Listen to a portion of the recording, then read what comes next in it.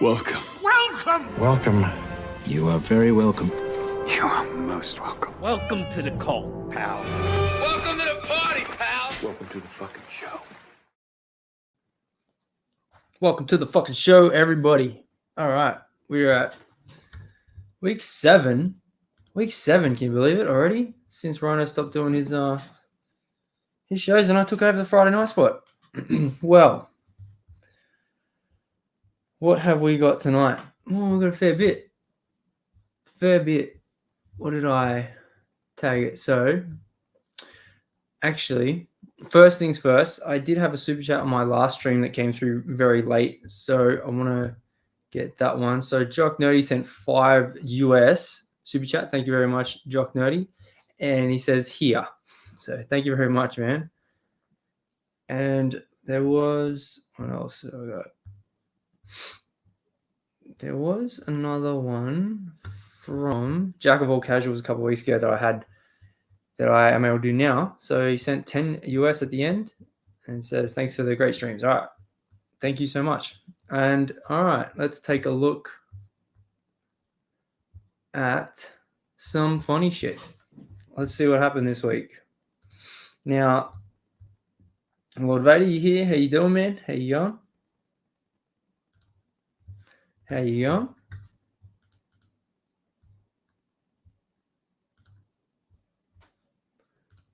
Now, first off, what just happened was that Prince Philip passed away. Now, okay, he was 99 and he's been in and out of hospital for the last, few weeks or so.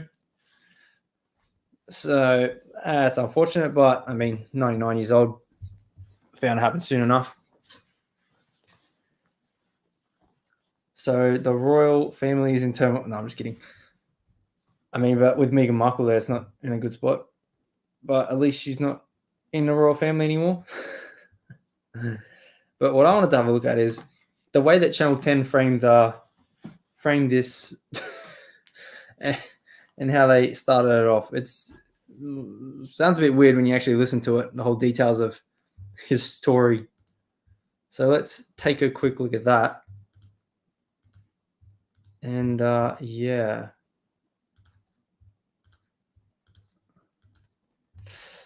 Okay. Take a look how they frame this.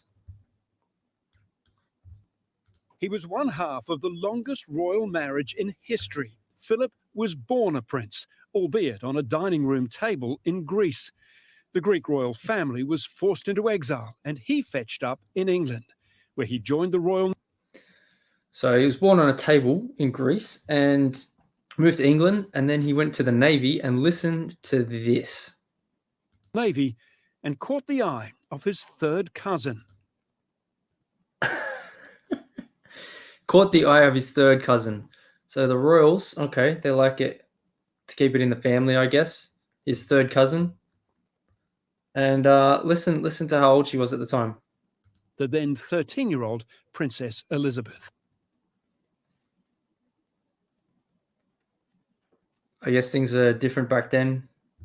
But third cousin, 13 years old. Okay. Whatever. I just thought that was interesting the way they framed that. So that's interesting. Prince Philip married his third cousin, and she was smitten with him when she was 13. And then he went off to war, came back, got married. And then, yeah, the rest is history, as they say. So, that's done.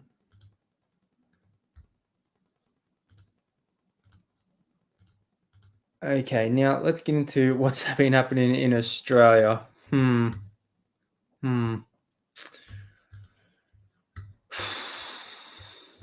I'll just straight share the screen because it's a doozy. So we've been hearing now for a bit how the AstraZeneca vaccine wasn't doing too well over in Europe and people were having issues with blood clots. And now, finally, we've been having cases here in Australia. So New South Wales Health, this is just my state, has placed a temporary pause on administering AstraZeneca vaccines to all age groups across the state. So they've just pretty much straight up banned AstraZeneca for anyone to all age groups. Because what it was initially was the government was saying, let's stop it for under 50s.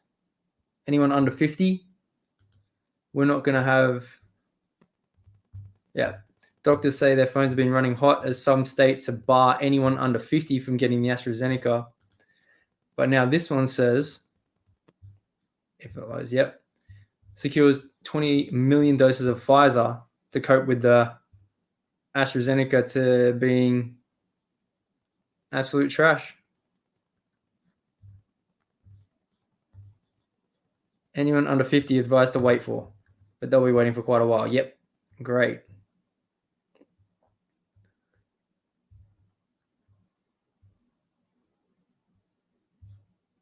Will not arrive until the end of the year. So it's going to take until the end of the year to get the Pfizer vaccine because all these AstraZeneca ones are now being banned by states for people either under 50 or just outright in Australia. Man. No longer preferred jab for under 50. Those under 50. Yep. Great. Very rare but serious blood clots. Good God. This is where we're at with this vaccine rollout in Australia.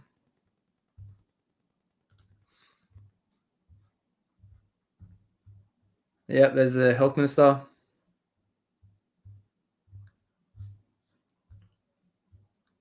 Even recommending against it. So they're coming in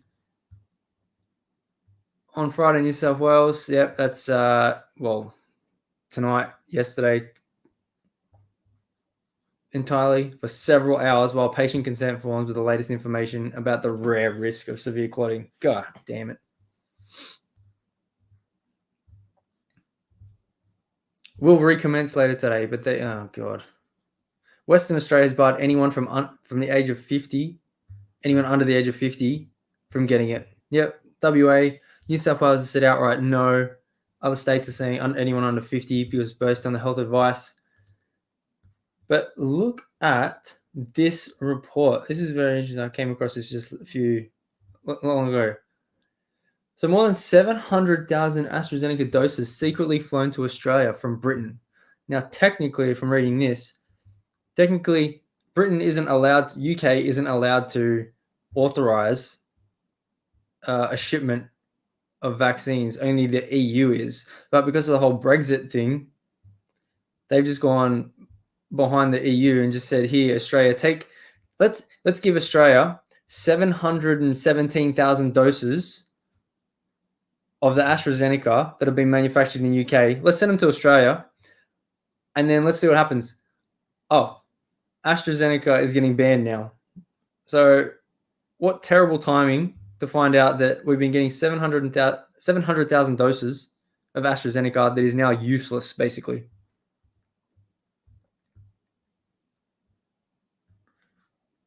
Because none of it's come from Europe. It's all come from the UK, apparently. So we got it in February. Oh, my God. Apparently, we're still owed 3.1 million.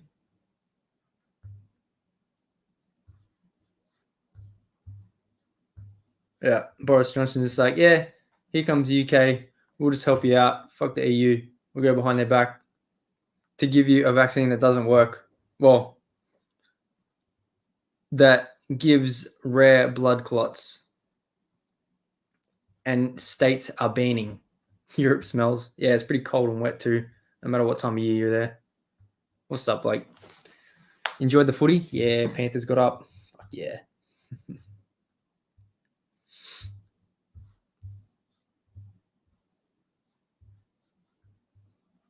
All right, this is just stupid. All right, let's take a look. AstraZeneca has put out a statement saying it respects the government's decision and has been collaborating with regulators and advisory groups around the world. Oh my God. Then you got Latika. She's the one that alerted me to the down south with your mouth. SA ad. Australia's regulators will provide under 50s with an advisory. That was initially. And then New South Wales is like, no, none of you's getting it. And then I came across this one from about a month ago. So this is the one that we're switching to now. Japan to discard millions of Pfizer vaccine doses because it has wrong syringes. Oh my God. So they're the ones we're supposed to be getting now in place of the AstraZenecas, the Pfizers. And Japan had to get rid of millions because it didn't have the right syringes. See, this is what happens. This is what happens when you have, let's all say, a rushed rollout. Because, self-forbidden rule. Because let's take a look at how long it takes you to get from discovery, research, and development up until actual market approval for, let's just say something else like cannabis. Let's just say that. Or any like other drug that needs to go through the FDA. You know how long that takes? This isn't me saying it. This is, I've been researching. How long it takes? About 10 years. 10 years it takes you to get from like initial research to trials, second trials, other human trials and all that. And then finally getting through the boards and everything and approvals. It takes about 10 years. This one, less than a year. And now it's being rolled out. Yeah. For a vaccine, yeah. Over a year, easy. A year and a half, maybe 2 even. And then for anything that needs to go through the FDA or the TGA like we have over here, years. It can take years minimum to get past any discovery stages and all that. This one's been under a year. And you think there wasn't going to be problems? It's fucking ridiculous. But they say that what's being pushed now is, all the risks outweigh, all the benefits outweigh the risks.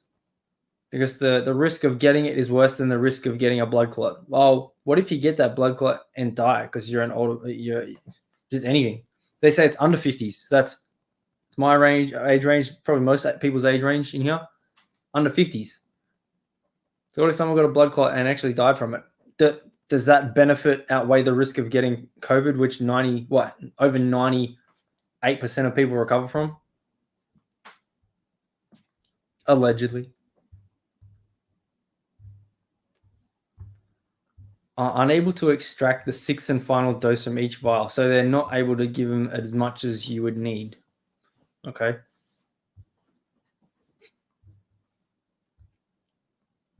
$144 million, enough for 72 million people. They've got enough for 72 million people when we only have 20, well, based on the numbers now, maybe 25 million here in Australia. Come on, man.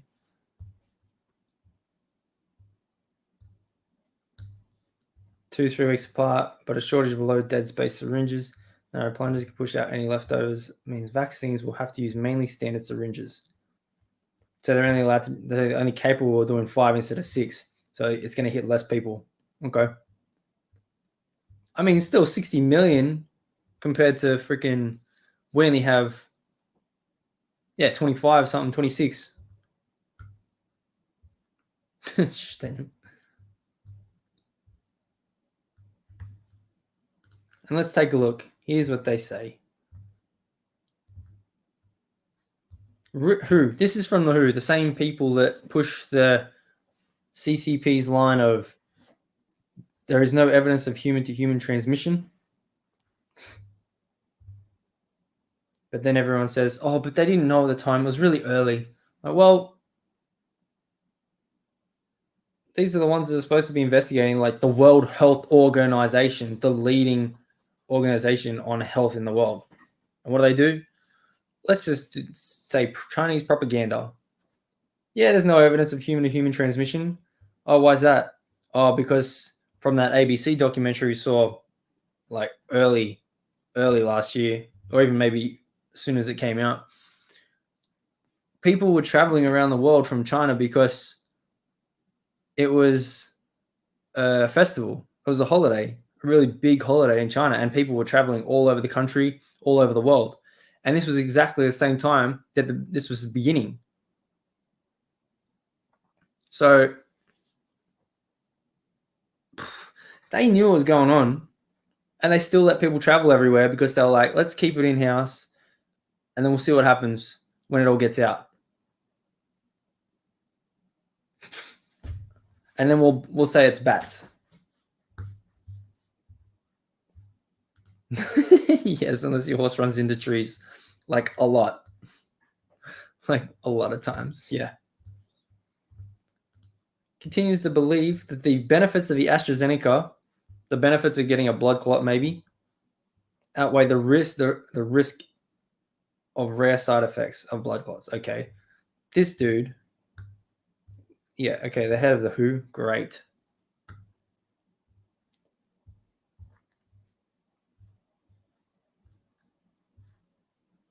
Keep a close eye on vaccine safety. Oh my god. Well, how the hell did you get it from research phase to rolling out, implementing it within less than a year, just over a year? Hey, Stig, how am I doing? Oh, not bad, not bad. One of the footy teams won, so I'm happy about that.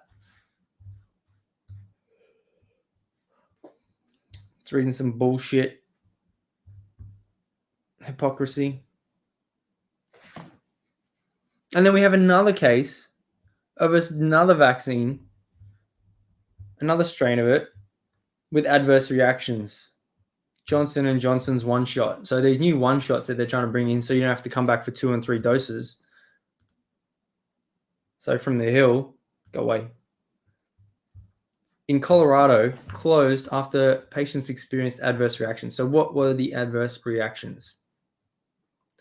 Taken to hospital for further out an abundance of caution. Okay, what was it though?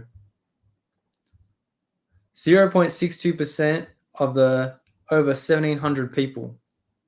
640 who were unable to get vaccinated because the reschedule will get 0.62. Why do they do that? They try and do it like frame it like the small numbers. 0.062 times 1,700. It's 105, 106 people. Okay. It's 100 people. Because when you say 105 out of 1,700, it doesn't sound that low. But you go 0. Oh, wait, let me go. 0.62, not 0.062. 0.62 times 1,700. No, it's 1,000. What? What are you talking about? That's retarded. That doesn't make sense. 0.62% times, you moron. Whatever, 100 people. And then they pushed it back 640 people. Great. No reason for others who are vaccinated to be concerned until your arm starts turning purple. At Dick's Sporting Goods. All right. Hey, where are you going to get your vaccine? Oh, yeah, the sporting goods place.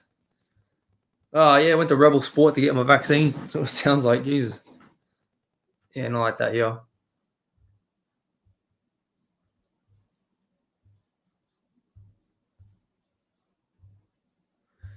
But what concerns me is, where was that? Oh, I should have found that thing that from Canada that said, when you come to Canada, even if you're vaccinated, you still need to wear a mask and social distance. It's like, but doesn't that mean the vaccine doesn't work then?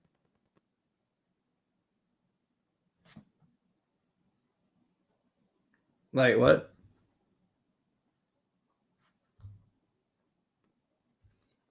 Dick's halfway in.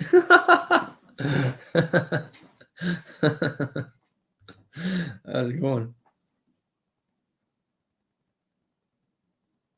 Yeah, burying the lead.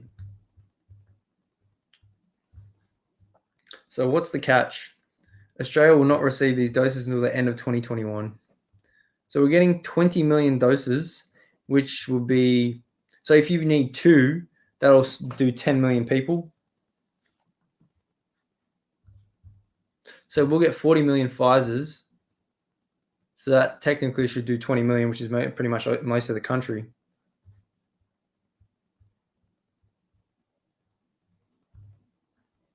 But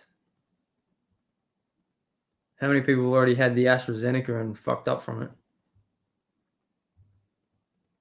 Well, that's not that. Been a fairly busy evening working with Pfizer, and the company have been a very good partner. Yeah, because they can make more money from their vaccine instead of AstraZeneca. Of course. Yeah, that makes no sense, Daniel. Like, what the fuck's going on here? What's the point of getting it if they say you can still get it, you can still spread it, and you can still have to social distance? Literally, what's the point? What's the point?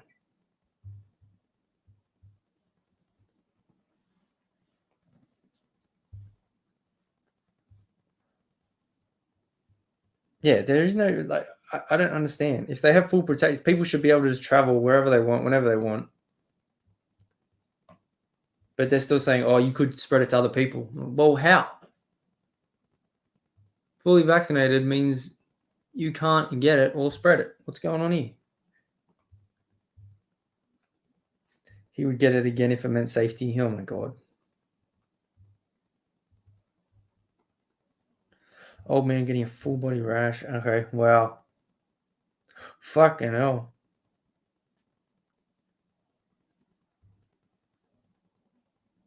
I hope it skips Charles. Oh, you're talking about the that. Yeah. Well, I did talk about that just briefly, and so I don't know if you know, but a bit more people now. So Prince Philip actually was born on a kitchen table in Greece, moved to Britain, where he met and married. No, it wasn't at 13.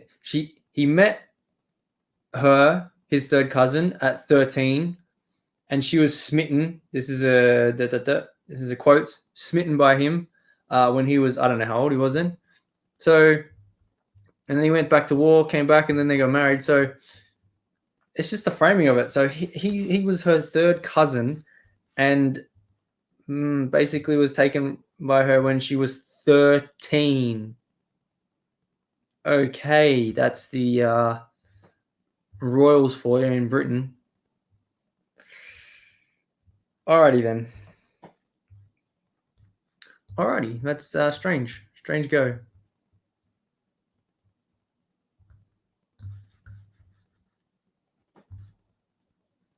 Survival of the fittest. Farewell, Daniel. Are they all related? No, that's Tassie. That's Tassie Blake, apparently.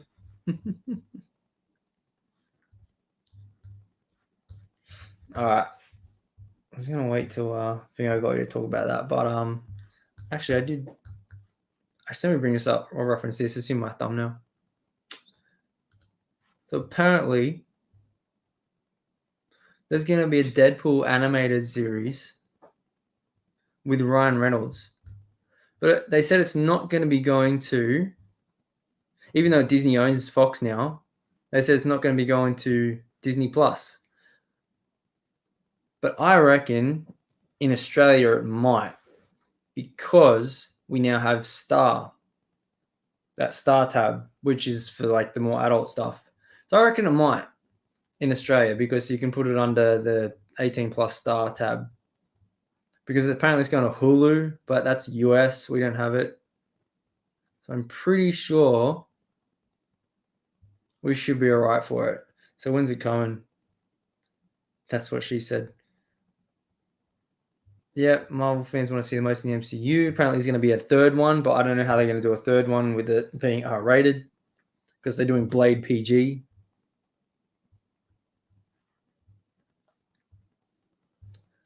We expect to see Deadpool in various movies, including Deadpool 3, supposedly already in the works. Yep.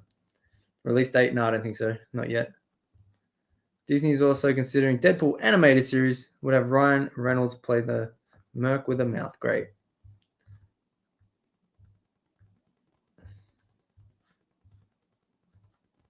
Not only are those 11 series in production, wow, doing a lot.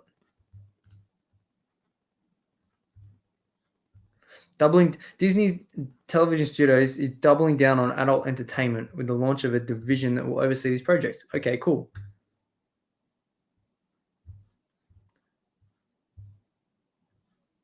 Koala Man. Oh, is that Australian? Solar Opposites. That's on Netflix. Ooh, maybe it's going to go to Netflix. I don't imagine they would let it, but it might. Because there's that thing about the... Oh, God, don't start me on the Mighty Ducks. I might fucking lose my mind. There's a thing about Sony having Spider-Man because they're doing a deal with Netflix, I think, to get their stuff like Far From Home, the new one coming out, No Way Home, to get it to Netflix. So I don't imagine that Disney or Marvel is actually too happy about that they're losing a whole property. I know Sony's still they own it, but they're losing it to Netflix instead of it having it on Disney Plus as a co-thing with Sony.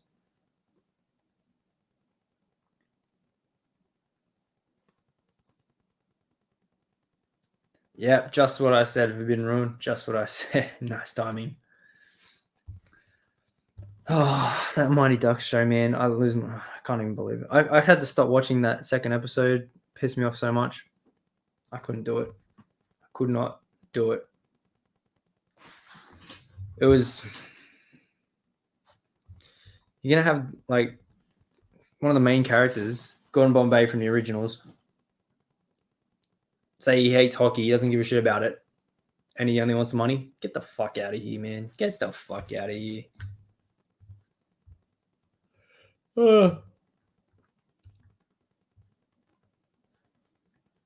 Donald Glover would run a Deadpool series. Okay, great. Because he was in Spider-Man as well. That's weird.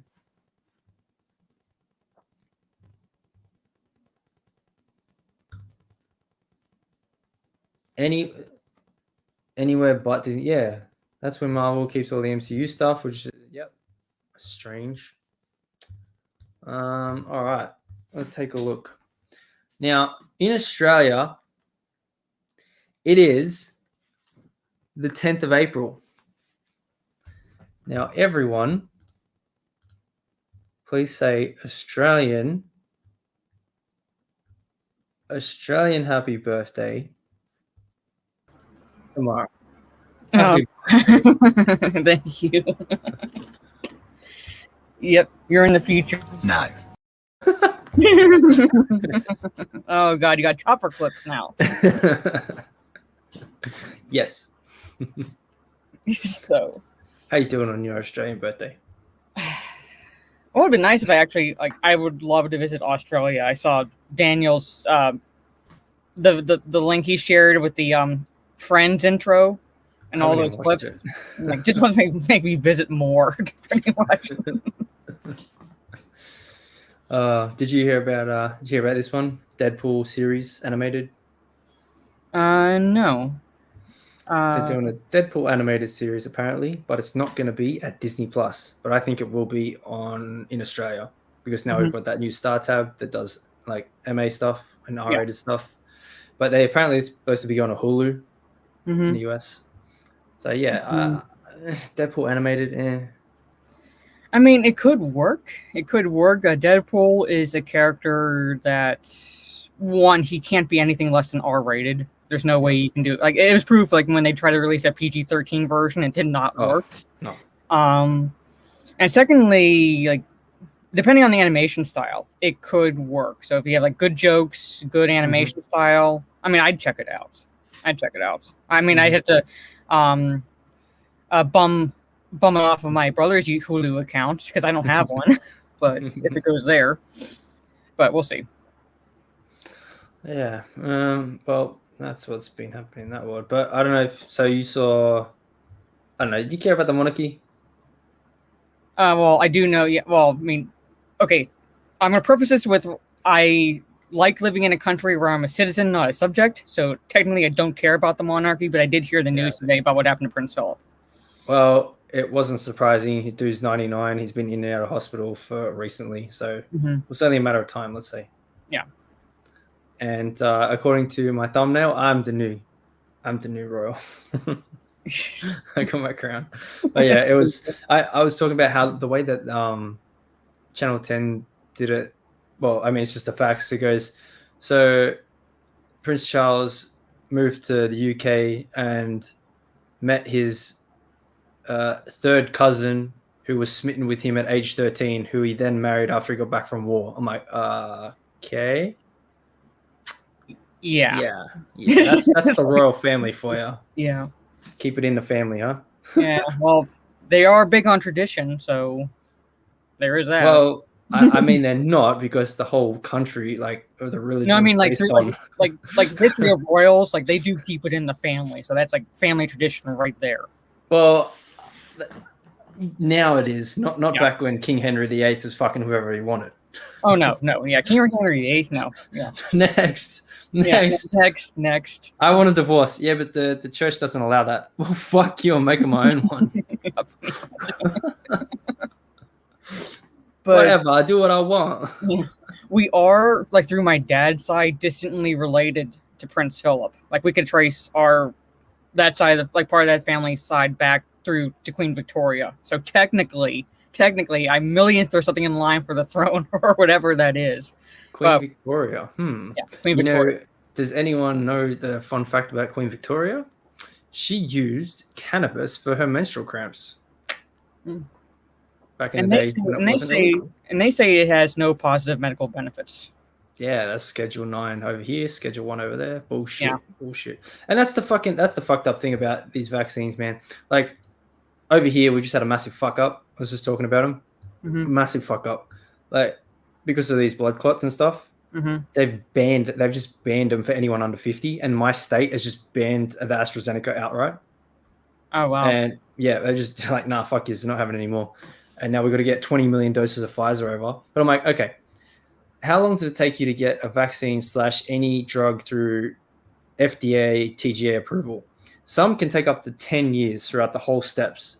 This one's been approved, set, and rolled out within a year. Yeah. You think there wasn't going to be any fucking problems? Yeah, that's why I said, like, I got the first shot yesterday of the vaccine only because, like, I'm in a situation now where, like, I'm not trying to die. Only with, like, the situation where I am going to become a teacher, and school districts are kind of big on if you're going to work around, like, children, they want you vaccinated. And if I want to be able to travel also, I'm sure countries are going to list it on their requirements for entry. Like, you have to have, like, yeah. Well, not just a passport, but just the like vaccine passport. I mean, well, I'm not just like the vaccines in general. Because I know if I were to come to your country, I'd have to have, like, certain. Probably, yeah. Yeah. At like the moment, no. Yeah. Well, it's like take you 2 weeks quarantine, it'll be all right. Well, pretty much, yeah. But no, like other countries, yeah, they have like a list of vaccinated shots you have to get before you can even step foot in country. Yeah. So I'm like, okay, fine, whatever. I go for the second shot in 3 weeks. So I'm the guinea pig pretty much right now, people. So yeah, I know. I'm the guinea pig. I'm the guinea pig pretty much at this point. So I got to go back in 3 weeks. Queen Mara. Queen Mara. Yeah. But yeah, I don't know, the absolute bullshit hypocrisy of having all this shit rolled out. And then the UK went behind the Europe's back and gave us like 700,000 doses of AstraZeneca when we're like, yeah, no, we can't actually use them anymore because the states banned them. So they gave us 700,000 doses of a vaccine we can't use. Pretty much. Yep, and that's I love the people who have gotten the shots who now believe they are like completely immune to the virus. And I'm like, well, if that were the case, the flu virus would have been vaccinated or eradicated a long time ago. If you were completely immune to it, it doesn't make you completely immune. people, it just makes you less susceptible to get it. But you still get it. So. And Canada, you see that post from Canada that said anyone who comes into Canada and you've had the vaccine, you still have to wear a mask, isolate, wear a mask, social distance, and you can still pass it on to people. So don't think you're immune. Like, what's the point of having it then? What's the point? Well, like basically, it's kind of like with the flu vaccine. Like, I understand the point of getting it, but at the same time, it's like you're still going to get it. So yes, I have basically proven that I'm less susceptible to transmitting it and receiving it. But I mean, if you're going to be like having these measures still in place, then what's the point of getting the vaccine? So either the masks work and social distancing works, or it doesn't, and whatever. I don't know. I mean,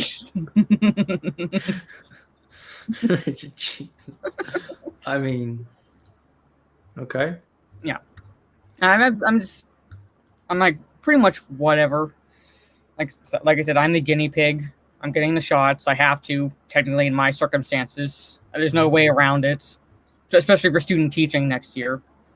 Or at least this coming fall semester. So if I'm going to be working around children at all, I have to show that I have gotten the vaccine. Yeah. And it's free through the VA, so I'm like, oh, fair call. Yeah, and I'll stick it in there. She says, "That's what she said." Think about the abuse of our troops, man. They'll do anything for this country, and they're literally got them in Utah wearing high heels and learning how to suck dick. Alex Jones is a national treasure. It's a national fucking treasure. But what's it gonna feel like when I get the vaccine over in Australia? I've just been beaten up by a kangaroo. I want to see a full Aussie boxing match with kangaroos. Oh, they'll fuck you up. No, I've seen them. Fuck you up. If they get the tail out and then kick you with the claws in the front. Yeah. So it's not like. Did you see that video of the guy protecting his dog? Oh yeah, I've seen that. Like the one who punched the kangaroo. Man. Yeah. I was lucky he punched the kangaroo in the face. He's like, what? Yeah, he leaves days the kangaroo long enough to get away. The kangaroo's like, oh, motherfucker, punch me. Yeah, I know. Like the kangaroo you could tell the kangaroo was not expecting that. What's going on here? I was gonna kick the fuck out of him and he just punched me. I was gonna hug that dog. You saw him hugging the dog first, and then he just goes, boom. Fuck you out of here, Skippy. Yeah, pretty much. Oh no, I'm not reading that one, Daniel. No. Let's move on to our favorite subject. Comics. Comics are great, aren't they? Yeah. You see this one? Wait, hold on. He has his own website? What's going on here? I've not seen this. Is from. I've not seen this one. You haven't seen this? No, I've not seen this. This is from a comic. It's just some page in a comic when I guess it's like an updated version. This is Ta Nehisi Coates, who's doing the Black Superman. This is his run of Captain America. So look at what he's done. Here's the Red Skull. 10 rules for life. Where have you heard that before?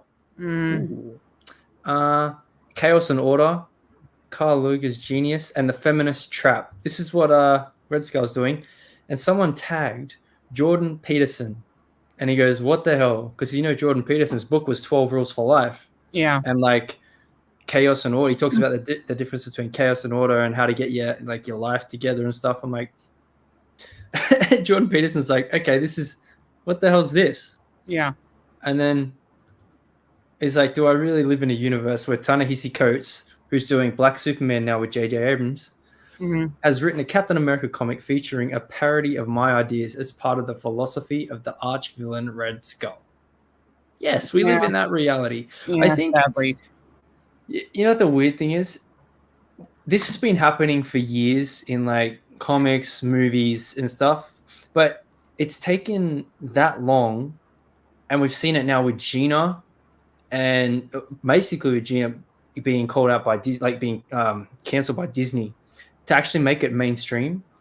Because we're seeing people like Jordan Peterson, we're seeing Ben Shapiro, we're seing Tim Pool going, what the hell's going on with the entertainment media right now? Like, how long has this been going on? Everyone's like, bruh. Yeah, pretty much. Like, like, where have you been? Sort of situation. But I think it's taken like someone like Gina to actually bring it to the forefront, like get like canceled by Disney in that way, and then Ben Shapiro, who's a massive following, to bring it to light, and all these people like follow the same people. So now it's all coming out. It's all coming out. Like, this has been happening for so long now, and they're parodying fucking Jordan Peterson, who's like, hey guys, clean your room, and you got to figure out your life between the chaos and the order. And they're making it into fucking Red Skull in a Captain America comic. You're fucking crazy. Someone did. Oh, I want to see if I can find it. Someone made a shirt of half Jordan's face and half Red Skull. Oh no! And it was look, here's Ta Nehisi Coates. Fucking racist. Yeah. That's adored by young white men who feel alienated. This is the Guardian's article. Great. How did we come to a place where such utter idiocy is journalistic? Well, this has been happening in journalism too. Right? You see people, right? Like, not people, the Guardian and HuffPost and all this shit, Vox, they just write bullshit that means absolutely nothing. It's just either clickbait or it's virtue signaling. Yeah. I mean, I'm just looking at the text below the headline. It's like, Coates' new comic sees Red Skull mobilizing young men against the feminist trap and other Petersonian targets. Register for free. Fuck you, Guardian. Yep. Longtime nemesis espouses his views about 10 rules for life, the feminist trap, chaos and order. Written by the award-winning author Ta Nehisi Coates, who said, what did he say about, I can't remember because it was that fucked up. Oh, I mean, I can't remember the exact wording, but he attacked first responders on 9/11 first responders. I'll get whatever I get out of it. Yeah. So. It looks to radicalize young men by telling them what they've always longed to hear. They're secretly great. Well, no, he's talking about, Jesus Christ. If you ever listen to a Jordan Peterson lecture, it's talking about men and like younger impressionable males that are like, can't find their place in the world, that are like, hey man, what have I got to fucking do here? And he's like, hey, do this, this is where you start. Just clean up and do this is where you'll start. And then it's all going to roll from there, and it's all going to start figuring itself out. This is where you start. Here's your 10 rules. Like, just have a framework, basically. And they're saying Red Skull giving people a framework is the same as Jordan Peterson giving that's fucking ridiculous. Yeah. Thank you, Warner Brothers, for bringing JJ Destroyer of Worlds Abrams along with Ta Nehisi, everyone's a racist but me, Coates, into the DCEU. Bravo. Here's another strip. Yeah, he did. It's all the same for me. Oh, it's the same for all of them. Young men, weak, looking for purpose. I found the flag. You found the badge. Oh my god. They found the skull. Oh my god. He says, here's 10 rules, and here's what's wrong about feminism. It's like, well, it's very base level because you can't really carry out those ideas in a comic. Like, oh, well, okay. There's, I mean,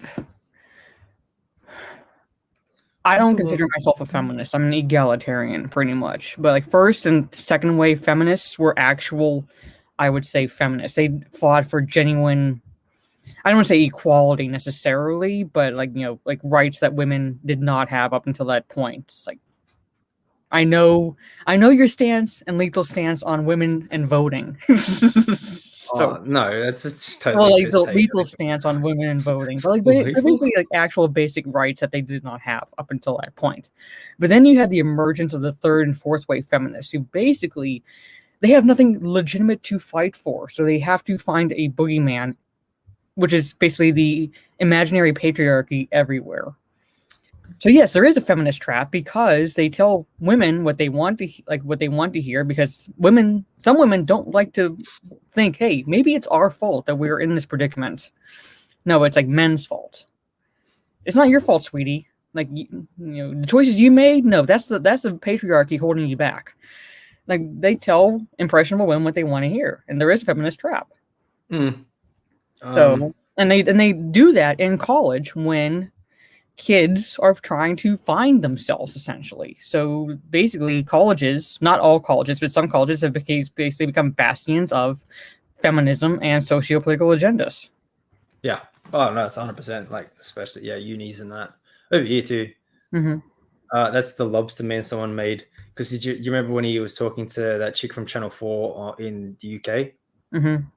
And he was trying to explain like the hierarchy and structure of lobsters and how they organize their societies. And he was just making like a small analogy.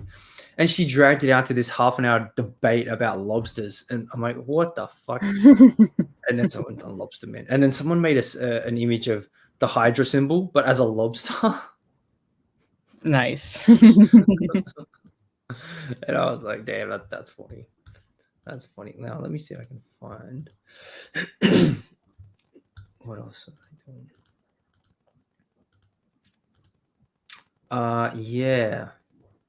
Yeah, I did want to talk to you about this because it's Twitch. Do you see what Twitch is doing? What are they doing now? Twitch is going to ban users for harassment that occurs Oh offsite. yeah, I saw that. Yeah. Well, first off, how are they going to know, for one thing, if it's offsite? Because snitches, man, they're everywhere. Just take screenshots, just send it to Twitch, like at Twitch. Look at this motherfucker. He's a racist, sexist Nazi. It's like, well, hang on. Not really. Well, I mean, like, normal people would look at like a majority of the shit that these people claim is, Nazism, racist, sexist, and look at it and go, and basically tell them like you're retarded. But then you have the minority that is in control of social media platforms like this that will bend that knee. And this is just stupid. Okay, first off, they'll just bend over and fucking. First off, legitimate harassment is like you're a piece of shit if you do that. Like legitimate harassment, you're a piece of shit. However, they take that in such a broad term right now that anybody could be considered like accused of harassment. No matter what you say. It's like me quote tweeting feminists on Twitter might be considered harassment because I basically, I don't know, I don't mince words with them, but that would be on their level considered harassment. So what was it? Violence, extremism, terrorism. Okay, well, yeah, okay. I think we can all agree on that and that. But sexual misconduct, and here we go. Here's the issue: affiliation to a hate group. Okay, who do you decide is a hate group? Like, who do they decide is a hate group? Because if someone says on Twitter, you know who they're going to say. You know who we all know. They're going to say, yeah, but they're a hate group. Well, have you proved that? No, you just said it, and now you send it to them, to Twitch, and then you just called them a hate group. Well, what? Anyone who's affiliated with them, where have we heard that before, is now cancelled from Twitch? Really? Yeah.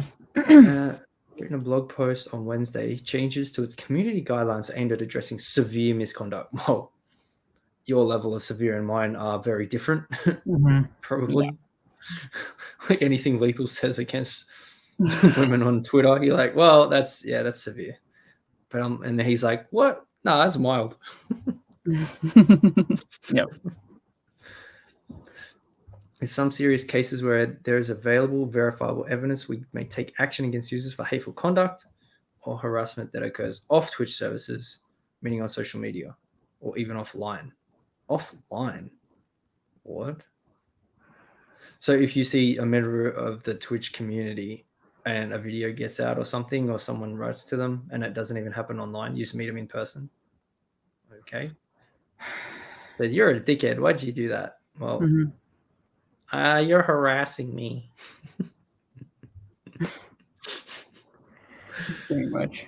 Okay, 2 categories. What are the 2 categories? Dealing with harassment that occurs on Twitch and off the service, and taking action against serious offense that pose a safety risk to the Twitch community. What's the safety risk?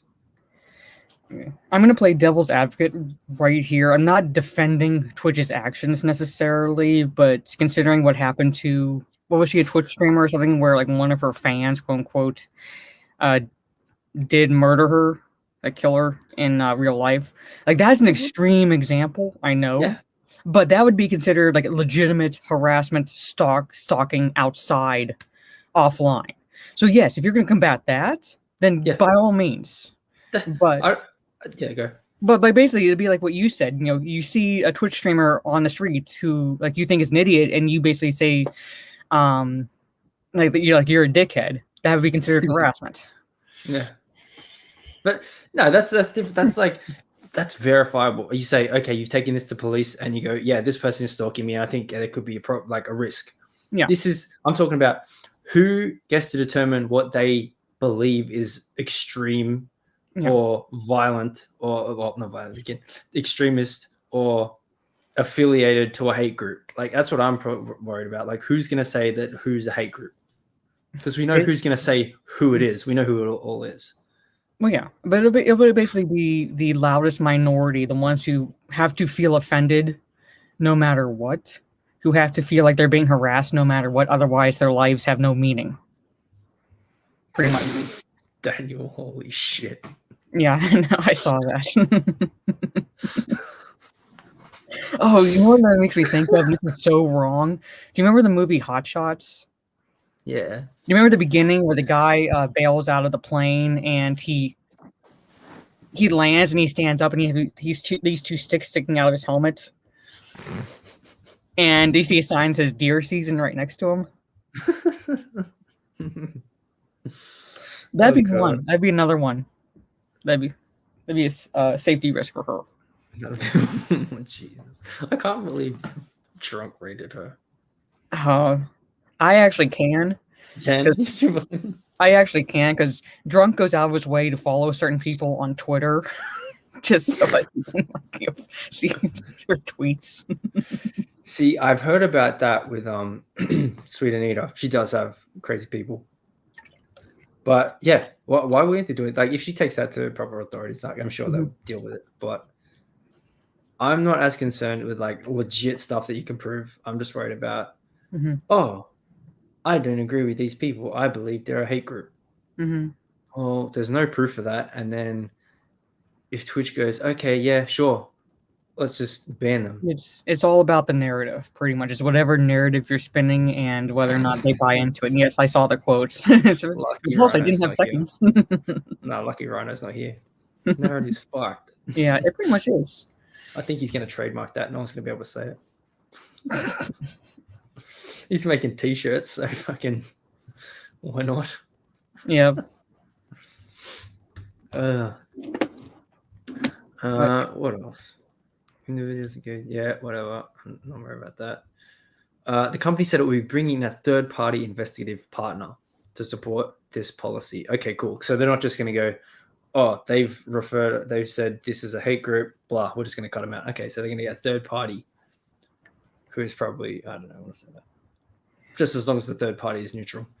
I mean, highly doubtful, but if the third party is neutral, then it's not too bad, because at least you have some semblance of common sense.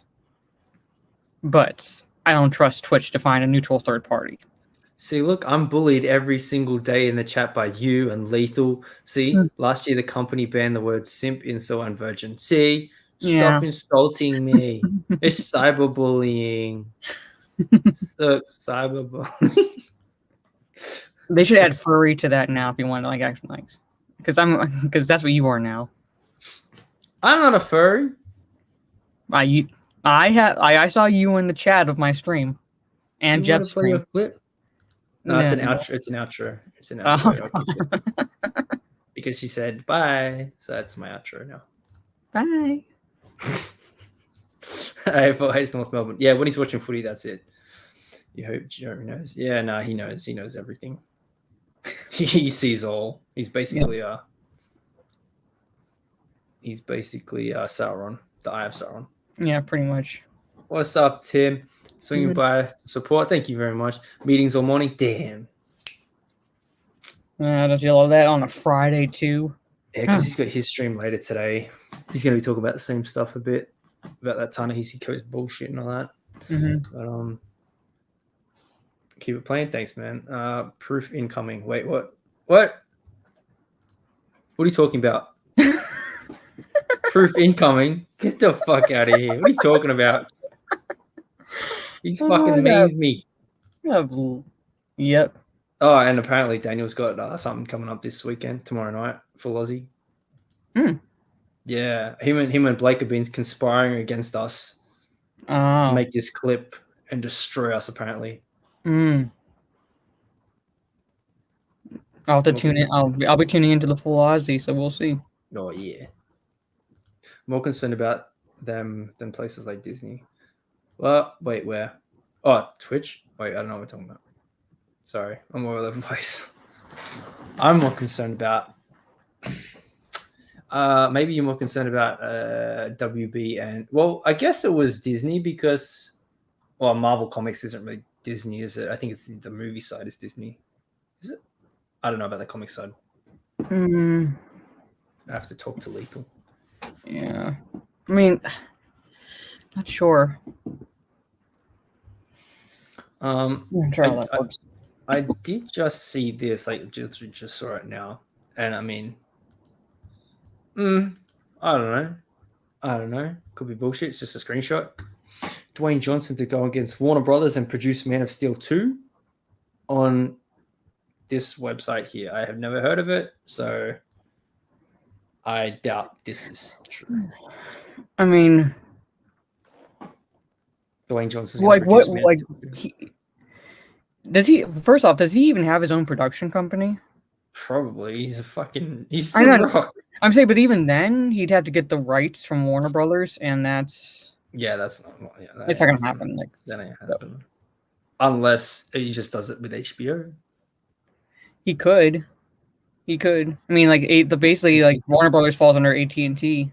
Yeah, but AT&T is like with HBO and just like, hey, Rock, yeah, we think your Black Adam's gonna go well. Let's just get you to produce Man of Steel 2 because you want to work with Henry Cavill as Superman.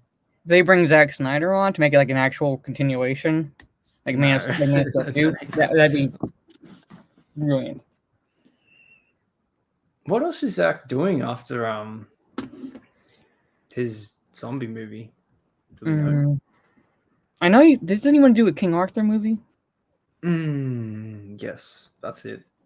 I know he wanted to do that. King but Arthur with guns. I mean, would you imagine like a King Arthur movie in the vein of 300? How kind of awesome that would be. Yeah, that other one was shit with Charlie Hunnam. I didn't like it. I think that's the only thing, unless like big news comes out and like Warner Brothers has like at least pulled their heads out of their asses long enough to say, hey, we're going to continue the Snyderverse at least a little bit. Then like maybe like he would be brought on to complete it, but yeah, the only thing I know is the King Arthur movie. Roger H, thank you so much. The super sticker. It's the it's the thumbs up, Mark the Cyborg. Thank you for $1.99. Thank you so much, man. Thank you very much. Nice. I wish they came up on the fucking screen, man. Like, I don't know, like what Super Chats comes on the screen, but they can't show like the stickers. I mean, like, come on, get on that. Yeah, I mean, shouldn't be too hard. Yeah, it shouldn't be too hard at all. Because it comes up on the back end, like with Super Chats, it comes up with the little emoji. Yeah. So I don't know why. I don't know. I mean, eventually, I think StreamYard will figure it out. But let's at Gage right now. StreamYard name. I know it's some weird name, like Geiger. It's like GEIGE or something like that. Yeah. Okay. The StreamYard app. I don't know if that dude actually has a Twitter. StreamYard people. There's only StreamYard the Yard.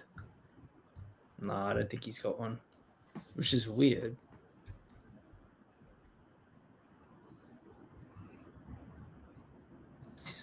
Geige.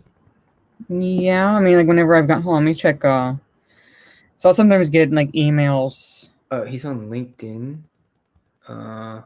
Gage Vandentop. Wow, what a name. Gage Vandentop. Let me just copy paste that into Twitter. Okay, there he is. I don't know, but it says co-founder StreamYard app, but he's only got 390 followers. Doesn't use Twitter. When's He's got those 7 last tweets. tweets? I'm looking at. No, he's got 7 tweets. I'm looking at. Yeah, he probably just got it just to have. Yeah. You probably add him and be like, oh my god, someone found me. How? Someone found it. That's what I do, baby.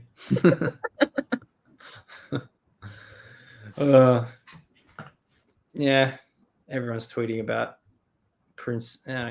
Whatever. Mm-hmm. I really don't want to be part of the monarchy anymore. The only reason why we're in it still is so we can win the Commonwealth Games every year, basically. Why are we part of the Commonwealth? Because we still have a lot of old people that like England, and we win the Commonwealth Games because there's no USA. We didn't have to compete with the USA for swimming titles, and the British can't swim. So at least like that's like one positive thing. Like you can say like, hey, we kicked England out like well early enough that you can reign dominant in those Commonwealth Games. Yeah. Well, we were thinking of you guys. We were thinking of you guys when we kicked the British out back in like 1700s. So 17, bro, we were just starting up our fucking colonies in 1700s. I'm saying hey, those guys need a chance. So if we're going to like kick Britain out and let well, no, you were a penal colony. South Australia wasn't, right? Yeah, South Australia was like the only free state. I don't know you call them. Like everywhere else, like we have in the middle of the Sydney Harbour, there's like an old jail that's like you can see it. It's like it's not that big either. It's very small, but it's like this old stone jail right in the middle of the harbour. So you want to get out. It's kind of like it's not like Alcatraz, but it's kind of like it because it's in the middle of the water. But it's just nowhere near as far a swim as that, and it's nowhere near as cold either. Yeah. There is. What was I gonna say? Like we watch the Christmas Carol movies. Basically, like cliched around Christmas, pretty much. And the Alistair Sim 1950s version references Botany Bay in the dialogue. Yeah. Botany Bay. Yep. Botany Bay. Yeah. Yep. Because it's like during the sequence with Ghost of Christmas Past, and they're like looking at like Scrooge's old. Not when I say employer, I don't mean Fezziwig. I mean like in this version, like his employer after Fezziwig, but who's saying like if you want to indict me and send me off to Botany Bay, like I'm going to basically ruin you or something like that when he's talking to his investors. So. Yep.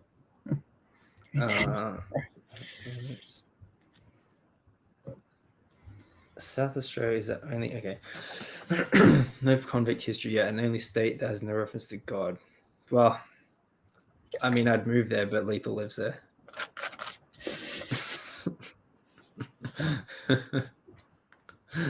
I don't want to be near him. Full offense. There you go. Full offense. Yeah. South Australia, I mean, you got the wine region. You got a beach. It was fucking cold and windy when I was there. Fort Denison, that's it. Thank you, Blake. Yeah, that's the one in the middle of the harbour. What else? And then you got opal mines out in South Australia. Opal mines. The Bight. Yeah, the Great Australian Bight. You know why they call it the Bight, don't you? No, do I want to know? Well, if you look at Australia, it's like that, and the bottom of it looks like it's had a bite taken out of it. Oh, yeah. Coober Pedy, yes, the great opal mining town if you look at Outback Opal Hunters, there's a TV show. Obviously, there's a TV show about fucking everything over here. Right. If you want to watch a fucking loose show, watch Kalgoorlie Cops. Kalgoorlie Cops. Kalgoorlie Cops. Okay. Is the loosest fucking show. Okay. Kalgoorlie is a town. I'm gonna pull it up now on maps. I know someone who lives out there actually. Kalgoorlie Boulder. Okay, maps. I didn't realize they shot Pitch Black there, according to Blake. Yeah. Cool. So Kalgoorlie is in the middle of basically fucking nowhere. So here's Perth here. Mm-hmm. So if you want to know how far that is from Perth, that's how Ryan says Perth. Perth. Yeah, it's a 6.5 hour drive, and it's in the middle of bloody nowhere. Okay. So, this town is there's nothing there. A couple of shops, a couple of things going on. These cops just travel around. You're watching the Kalgoorlie Cops just drive around, and when it's a weekend, like a Friday, Saturday night, the pub goes off. There is people laying in the streets, chicks getting fucked. It's just a crazy place, man. There's nothing else to do. They get fucked up and they make a TV show out of it. And it's just loose. Reminds me of San Angelo here in Texas when I went to tech school. Texas. Yeah. I wouldn't call it in the middle of nowhere, but there's like nothing to do. Like the theater, like the mall. I'll give you an example. The mall was only one level. The theater maybe had like 5 houses, like individual like theater houses. So it only showed like so many movies at a time. And the club was a converted warehouse. So what they did was they took this like old warehouse and they like sectioned it off into different like mini clubs inside. So you could have like the country. There was like literally a country music one in one section. There was like the dance section in another, and it's just that's the only thing to really do. To the point where we even saw one of the I wouldn't call her a leader, but she was in like our chain of command. She's kind of at the top, having an affair at the club. So we caught her with her boyfriend. Couldn't say anything because, like, she like basically shit rolls downhill and we get it, but like we caught her pretty much. Wow. Oh, this explains Daniel on Lethal. Okay. It makes total sense now, mate. I understand completely. Thank you for that context. Yeah. There you go. Yep. So they also have to police. So the Kalgoorlie Cops have to police an area of like the size of France.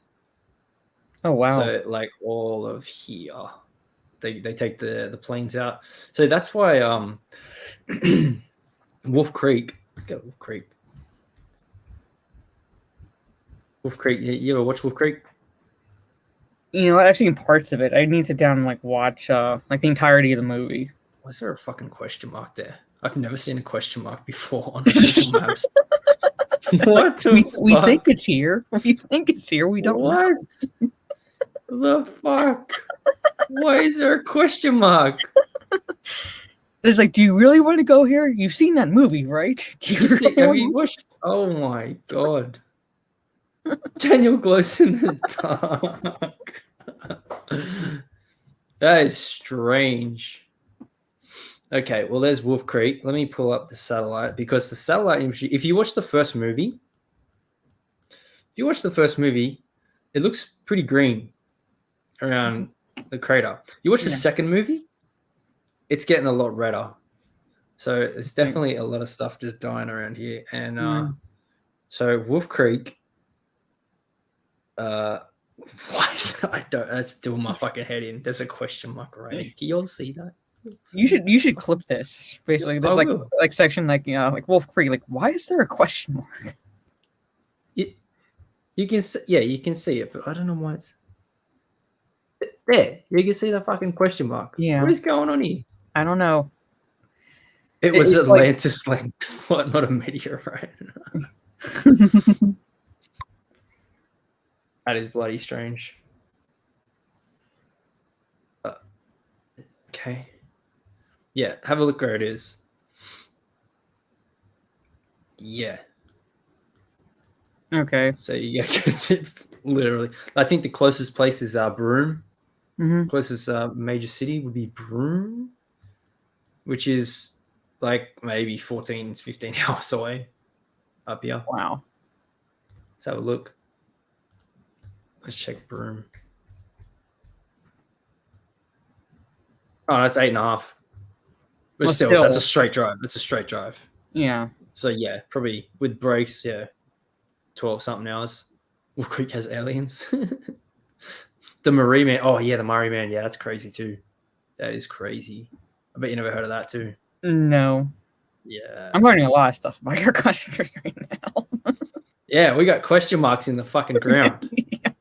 I think it's like Google Maps going like having trouble like not wanting to recognize Australia as a country. So it's like this is an actual location in an actual country.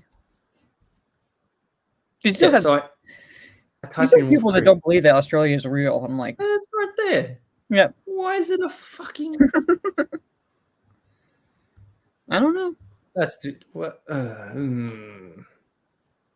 Okay, let's go. Let's see something crazy. Oh, bitch. Oh, yeah, that's it. Okay, that's what it's geoglyph. called. Because I think There is Daniel a scared that. Yeah. Geoglyph in Australia. Mhm. Of a dude throwing. It's not a boomerang because it doesn't have a curve on it. It's. He has a glow stick. He's having a fucking rave out in the bush. An ancient rave. This is a depiction of an ancient rave from a Aboriginal. Yeah. Ancient rave. Let's do the David Attenborough voice. Now, looking at the Murray Man, we are looking at the depiction. And it's very interesting that we see. Look, he's got his pubes. He's got his fucking.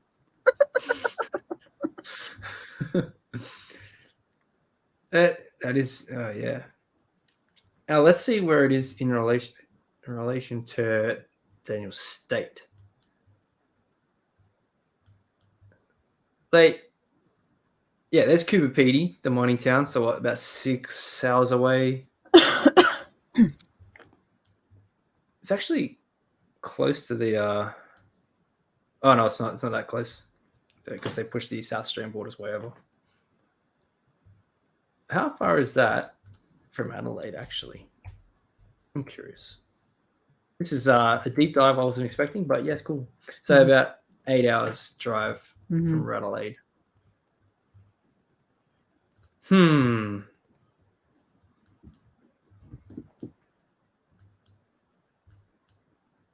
This is very interesting. Let me check.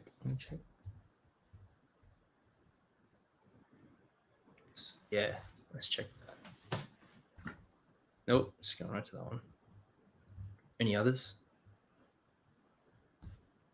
All right, let's check this out.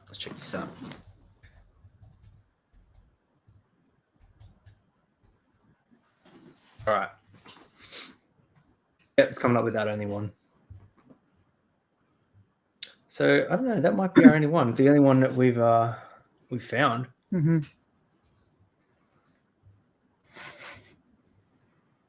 We send Lyndon there for a live reporting. Oh, actually, shit, I wouldn't mind that. I would do that. It'd be. I wonder how big it is though compared to the ground. Actually, we can check because don't they have the size of the ground when you go in? What? Where is it? Usually they have the little lines that say how far it is. That's bullshit. Doesn't say on the left, I guess. No, it's only got the satellite thing there.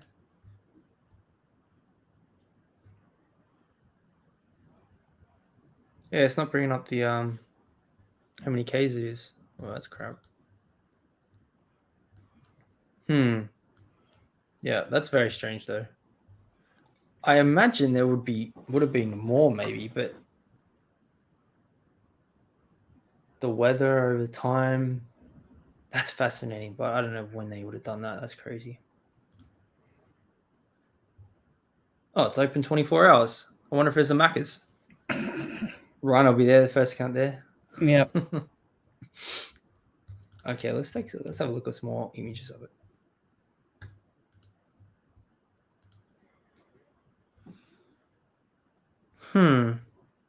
Strange. Wow, that's a good idea. That is massive. Yeah, that's what she said. It's not native.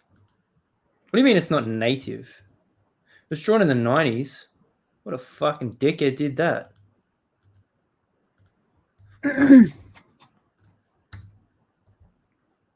Created in 98. Why would they do that?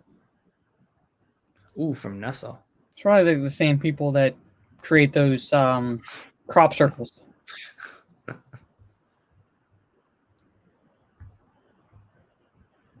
First noticed it in 98.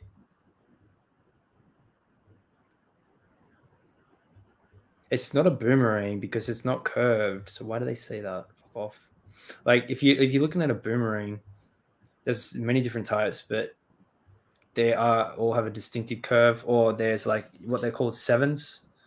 Because this boomerang is like literally half the size of me. So it's like 3 foot tall. And it's a 7. So it goes like down in a 7 form, and it's used to hook kangaroo legs. Because the smaller ones, even the larger ones like this big, they wouldn't be able. You could throw them and you could get birds out of trees, but the big 7s, they're used to get the roost. But they still got a curve on them. That I don't know what that is. Yeah, because they would have seen it if they were flying over it years ago, but they found it in 98. Places, it's a tracking fob. What, that he's holding? Probably. Yeah, prototype. It's a prototype tracking. Although Sunny and Brave Megatron shared that I guess actually you can get like toy replicas of tracking fobs. So I'm like, I know what I'm getting Rhino for his birthday. A tracking fob. Yes. Yeah, I saw that Rhinosaur. He's like, oh, look what they got. Oh, Yeah. he would fucking rage. Oh, I know. I would get it just for that reason. Just for that reason. Like this will be your motivation to get to a certain number of subscribers on YouTube so you can blow up this tracking fob. What's that one? Oh yeah, I already checked it. Yeah, thanks, Daniel. Yeah.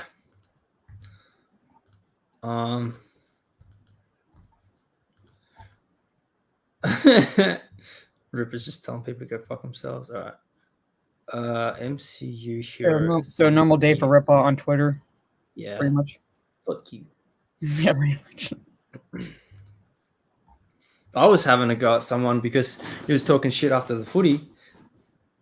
Because I said something happened in the footy, and I was like, "No, that's bullshit."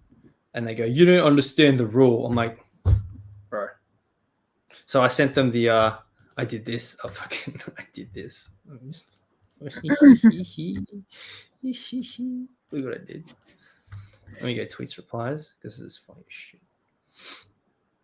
You don't understand the rule. We choose truth over facts. You dumb motherfucker.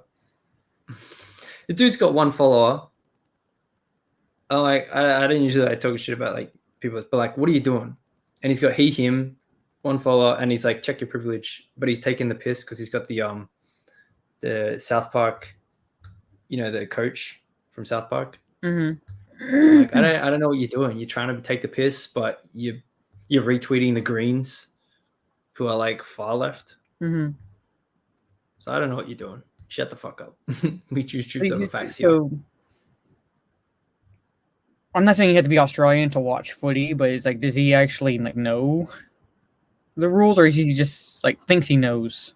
I don't know, because even Channel 7 Mhm. retweeted it and said, "Is this deliberate?" Mhm. I'll just share the screen. So what happened was they brought in this rule years ago that you couldn't just just give the ball back over the line so the team gets a point. Mhm. And then they made it so, if you're under pressure, you can do it. I haven't seen them give a free kick for this rule for years. So I'm like, and then Channel 7 goes deliberate, and I go, please explain AFL. And I was like, what's the point of having a rule if you don't enforce it? That's all I said. What's the point of having it if you don't enforce it? And he's like, you don't understand the rule. I'm like, that's not the point of the fucking thing I was saying, but I do understand. Yeah. You fucking retard. Mm-hmm. He literally picked the ball up, jumped, and hand passed it back. I'm like, that's got to be illegal. And they're like, no, play on. Like, that's the whole point. The rule was invented. Whatever. Fucking talk about footy. Well, you guys still have to do a stream explaining the rules of footy. I literally can't, because no one's going to understand me. We're like, fuck. All right, well, wait. Did you see this Hunter Biden shit? That he's like, did you see his interview? Where he was like, see it? No, but did you see the part? See the part where he's like, yeah, I literally smoke more Parmesan cheese than the people you ever know. I'm like, we were talking about that like before our D&D play on Sunday, like going through it. I'm like, ladies and gentlemen, the first family. Talking about, bro, the first fucking family. Like, I can't bring this one up on stream, but I'm gonna send this tweet to you because Rita is a fucking savage bitch, and I love it. I'm gonna send it to you. I should put in the private chat. Copy that. I'll put that there. And you check this out. Right. I can't bring it up on stream, obviously. But yeah. I can share this one because it's funny. I just want to be careful because I'm on the DMs. There you go. Oh my god. I want to get that trending. Save the Biden pup. Save the Biden pup, I reckon. And then he's holding Parmesan cheese. Oh my god. Oh my god. Yeah, yep. that's a funny photo. Yep. Photo. He's just hanging out with a couple of bitches on the bed. Yeah, how you going?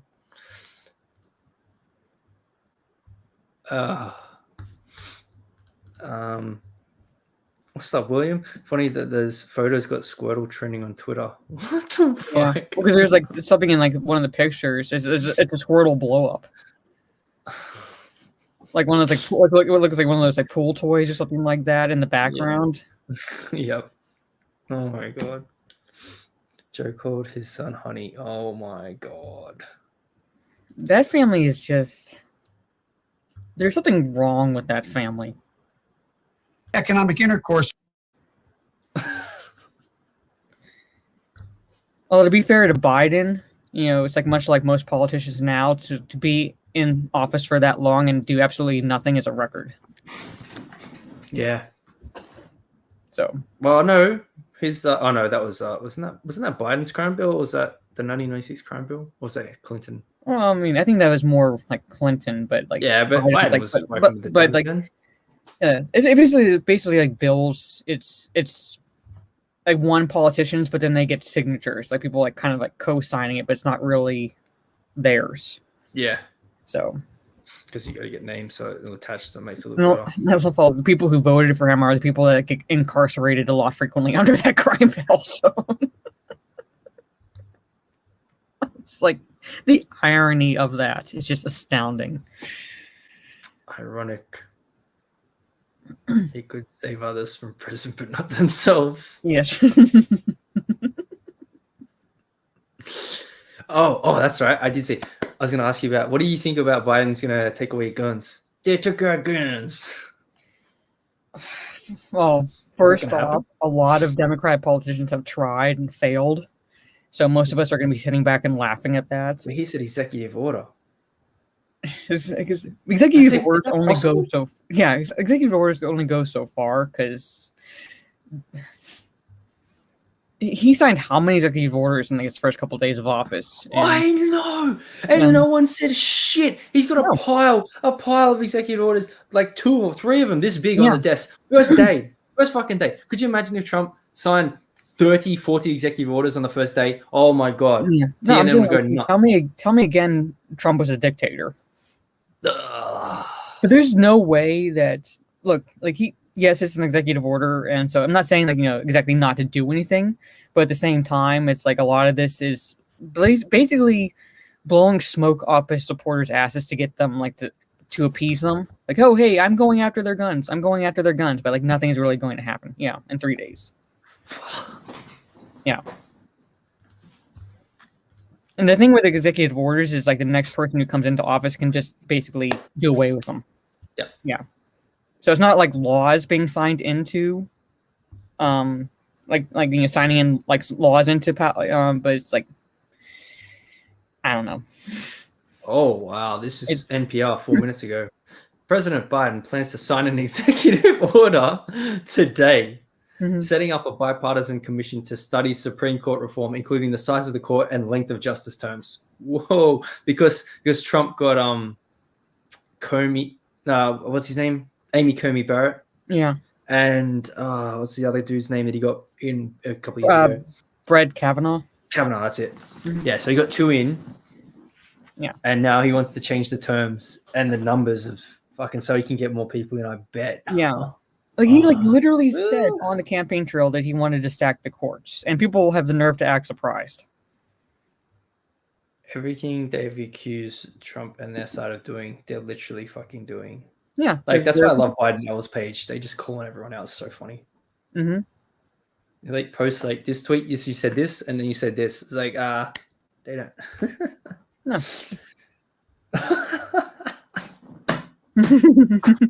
Oh. Well, as long as it doesn't smell like cottage cheese, I guess that's a plus. Cottage cheese. Well, if you keep it in the fridge, it doesn't really smell up.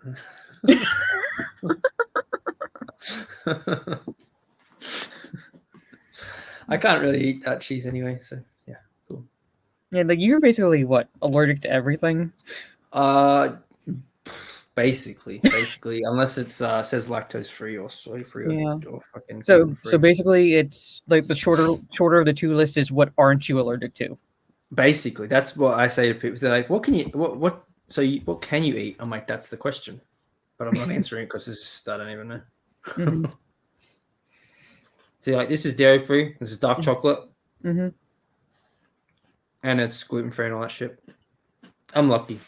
I'm lucky I live in a place where I can get some shit like this. Yeah.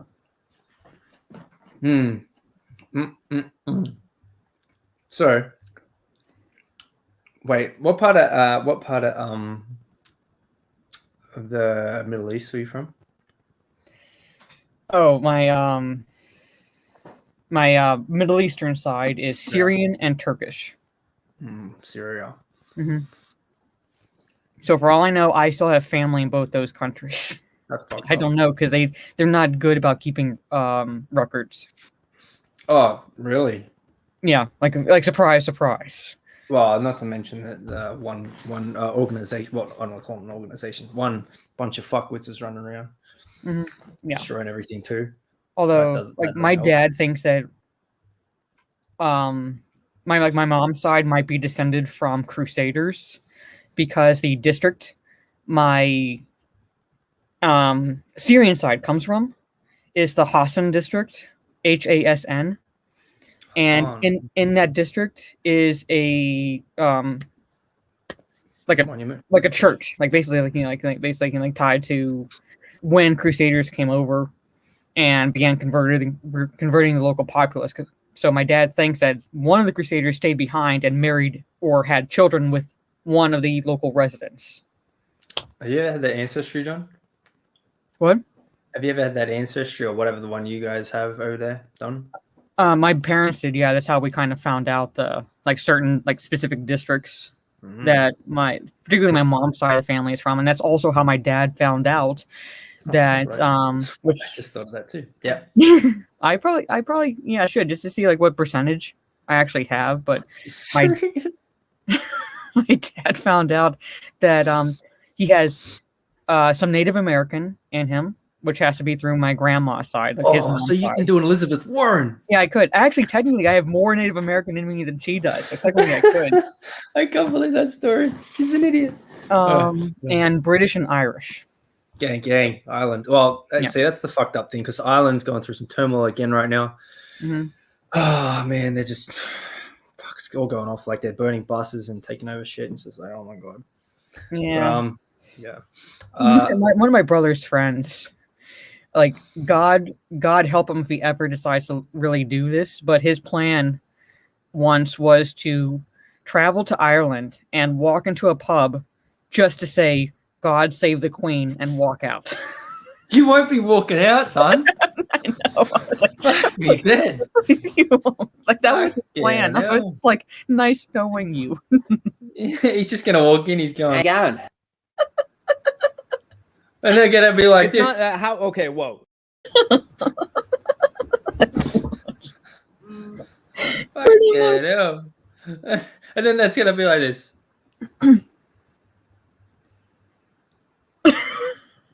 Wreck that bitch. Boom. It's like, yeah, like you said, he's not walking out. He's not walking out. Or if he is, he's crawling on broken kneecaps because he's not walking out of that pub. It's like, so when can I leave? No. And then he just pulls his dick out and he's like, hey. Oh my god, that scene! I was like just You're dying. like staring. Like, is he actually doing that? Yes, he is. And then he's like goes to the cops. He's like, "You want to have a look?" No, fuck off. Yeah, I know. And they're like, "Oh, put that away." Put it away. Put that fucking thing on. No, I'm not. Oh Jesus, Daniel sent me something. When an Irish guy goes to London. What? Oh no! What? Oh my god, I'm playing this. This is fucking hilarious. It's Okay. fucking hilarious. What's the reso on that? 140. No, I'll turn that up to 480. Be at least decent. Alright, shut up. Oh my god. I love their accents too, man. My gosh, Michael, wow, look. We're in the home of the enemy, Kathleen. Michael, Cheers. just enjoy your holiday, Michael. Cameron and Trace and me. Michael, there's no need for any of this. Michael, what? Michael! Come on, you cunts.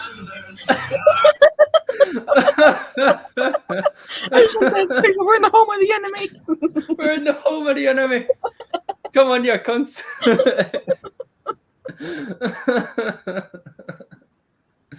Oh my god. god, that is brilliant. That is brilliant. Oh my word. God. Whenever I think of like the UK, I think of National Lampoon's European Vacation, where he's stuck in that roundabout. He's like, "There's Big Ben again." Oh shit. Oh man. Oh, Oh my god. Oh. okay. Oh. Oh, I gotta find. Oh. You might get no. I don't know if you'll get a copyright claim or not, because I got a copyright claim showing a clip of one of Stephen Hughes' stand-ups. I don't mind anymore on my streams. It's fine. But there was like a guy, a black comedian, who's talking about Oh, I'm not playing that one, Daniel. I'm not playing that one. No. Let me see if I can find it. I can't remember what the comedian's name is, but he's talking about when he's doing a stand-up bit outside this place in Ireland. I can't remember. Is he Irish? Well, the comedian himself isn't, but the guy he's talking about is. What? Whoa, we got breaking news. Deadline. Indiana Jones 5, Phoebe Waller-Bridge lands female lead in next installment opposite Harrison Ford. She's a female lead. Have they seen her?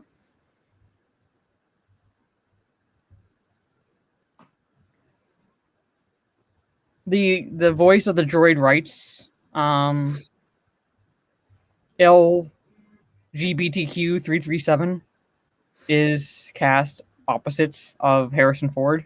L337 in Lucasfilm's Disney Rogues. Oh Jesus. Okay. Look, I know beauty's in the eye. I know beauty's in the eye of the beholder. Blah blah blah. Bullshit. But have you seen this woman? Anyway, I think I found the clip. Okay, what's her name? Phoebe. Fucking. Well, I gotta mute myself to make sure this is the one. What? Phoebe Waller-Bridge. Photos.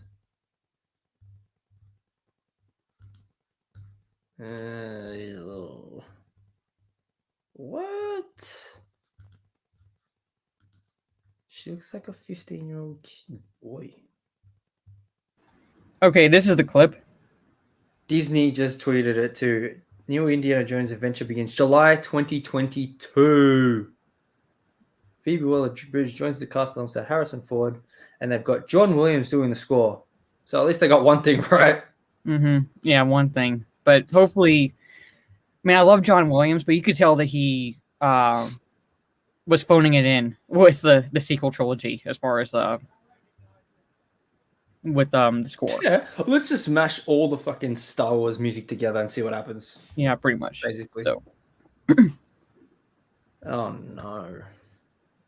But okay, I really was not looking forward to this, and yeah, I love Harrison Ford. Indiana Jones is probably, if I were to, depending on what day you ask me, I would put the Indiana Jones trilogy above the Star Wars trilogy in terms of like my enjoyment. Any day now. Yeah, I mean, like both Lucas. Oh, how about this? Let's rank Lucasfilm properties now. Yeah. Well, right now it'd be Indiana Jones for me, but Indiana Jones 5, if they were going to do it at all, it should have come out not long after Indiana Jones 4. Harrison Ford is in his... He was born, I think, about 10 years before my dad. Oh. Even though, like, he changes his birth year, depending on when he's asked. He's about 10 years older, so he'll be 80 in a year. Oh, wow, Labyrinth. Lucasfilm. Willow. Name for Time. Indie. Yeah, Yeah. Star Wars. Indie. That's it, man. Indie's number one right now. I would put The Land Before Time before Star Wars right now. Oh, yeah. I mean, that's my childhood right there, pretty much. But I was going to say, like, Indiana Jones 5, like, first off, Indiana Jones 4 really should not have been made, I don't think. It was fine as a trilogy. It ended on a brilliant note with them riding off into the sunset. And the ending killed it for me. Yeah. With the aliens and everything. Oh, I love Aliens. Ancient Aliens is my jam. I'm not saying it's aliens, but it's aliens. Don't you rip on my aliens, bro. Look at this shit. Look at this. Here's what's upcoming for Lucasfilm. 2022, Indiana Jones 5. Rogue Squadron, Patty Jenkins. Untitled Star Wars. Untitled Taika Waititi Star Wars. Here's the kicker for you all. Rian Johnson, untitled Star Wars film TBA still. Still to be announced. But he's working on it. In development. It's in development, guys. Yeah, it's in development. Children of Blood and Bone. What the fuck's yeah, that it's at I thought that was supposed to be animated or something. I don't know. But I don't even know. I don't even know those books, so I couldn't tell you. Okay. So, but it's only says film, not trilogy. Doesn't say trilogy. It says film. Shh. Kevin Feige Star Wars film. Kevin Feige. Here we go. Right now, I mean, I'd put more credence on the Kevin Feige Star Wars film than I would the Rian Johnson one right now. But I think like they're just basically just throwing shit at the wall and seeing what sticks. They've also got screenplay and story by Michael Waldron, but all this stuff just says Rian Johnson. Mm-hmm. Of course, he's gonna write, direct, fucking leading actor, leading fucking dickhead. Yeah. Oh, he'll be the lead actor and actress in the movie. Yeah, he's gonna transition each scene. Yeah. Michael Waldron. Yeah, he's the writer for Loki, and he's the one that does Rick and Morty. Oh, could you imagine a Rick and Morty style Star Wars movie? Oh God, no. Oh no. I've only seen like some Rick and Morty, so I haven't really gotten into the series. Get the fuck out. I've been trying to catch up on a lot of shit for years. Get the fuck out. But anyway, I would love to see, kind of like in the vein of the Family Guy Star Wars thing, a Rick and Morty Star Wars one, like the actual animated characters doing like a Star Wars adaptation. Oh, could you? Yeah, but Adult Swim, they'd have to go with Disney, and Disney's not gonna fucking play with I know. Like now, Disney will be basically bastards about it. Like if it were under George Lucas, he would be like, cut a deal, yeah, no problem. But Disney, no, they're not gonna do it. This is Phoebe Waller-Bridge, L337 trans rights droid. I don't know, whatever it was. Mm-hmm. L337. I don't even remember who that is. Rogue One. That wasn't it was the Solo. Black droid, was it? No, was it? it was Rogue Solo. One. Oh It was- my God. It was Solo because she was the droid rights literally droid rights droid who removed the straining bolts on these droids on this colony, and Lucasfilm has no concept of what a restraining bolt actually does. So the scene was she removed the bolts. I say she, it's a droid, but removed the bolts, and the droids rioted. And now her brain. Oh, did Deadline get this wrong then? I guess so, because now her brain is part of the Falcon. Look, this would mark a pseudo reunion. Yeah, they got it from wrong. having voiced Elth in Lucasfilm Star Wars story Rogue One. Unless I missed her, she was not in Rogue One. She was in Solo. Okay, let's go Phoebe Waller-Bridge, IMDb. Solo. Mm-hmm. She did the LGBTQ plus version 7. When did Solo come out? I don't remember. Right there. This is 2018. Yeah, L337. I'm gonna tweet Deadline. You fucked up. Yeah. Where is it? Where's Deadline? Where's the Deadline article? Let's do this live. Fuck it. We'll do it live. Do it live.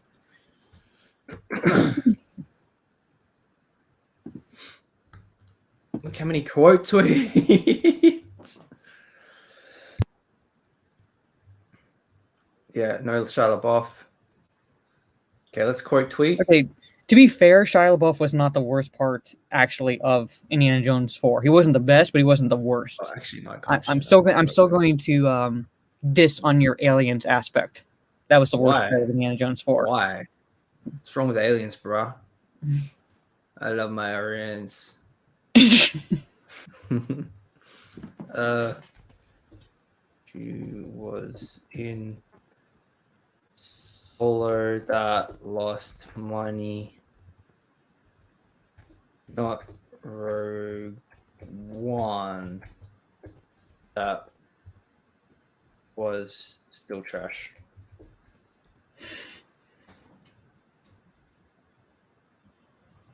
Okay, parentheses for that. That lost money. Hashtag Solo lost money. Not Rogue One.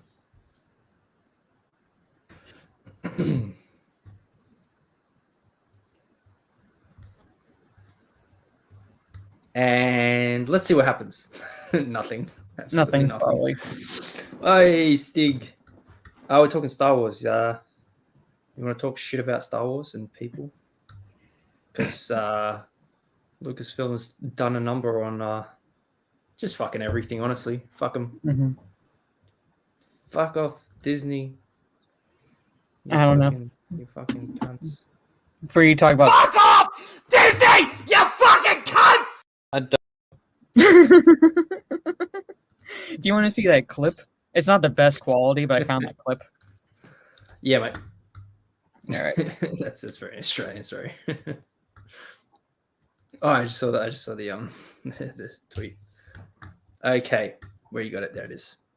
Okay, I'll make it full screen. I'll mute myself so there's no echo. But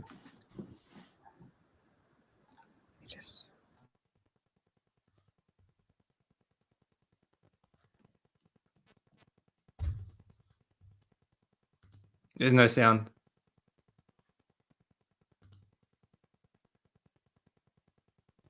There's no sound. Okay, hold on. Okay, hold on. Fucking StreamYards. Hold on. Hey, what's up? Let me I could have sworn I clicked share audio and I must not have hit it just right. Oh, that's what Lethal does. He never hits it right. Nope, he doesn't. There it goes. Stig, sir, how you doing? All right, ready? Hey. Okay. All right. Muting myself. Here we go. You can't always make them come where you at. Like I was in Ireland and I had, done a gig and I was outside having a smoke, a couple of friends around. This young Irish dude, short, walks right past us, freezes, and walks right up to me and says, "Geez, you're a big mean looking cunt."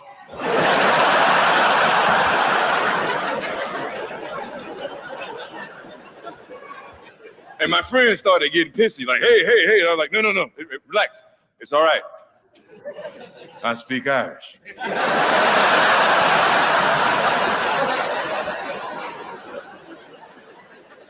What he is trying to say is that you look like an interesting person. Maybe we can be friends. So I said, how you doing, you drunk patty bastard? And he went, hey!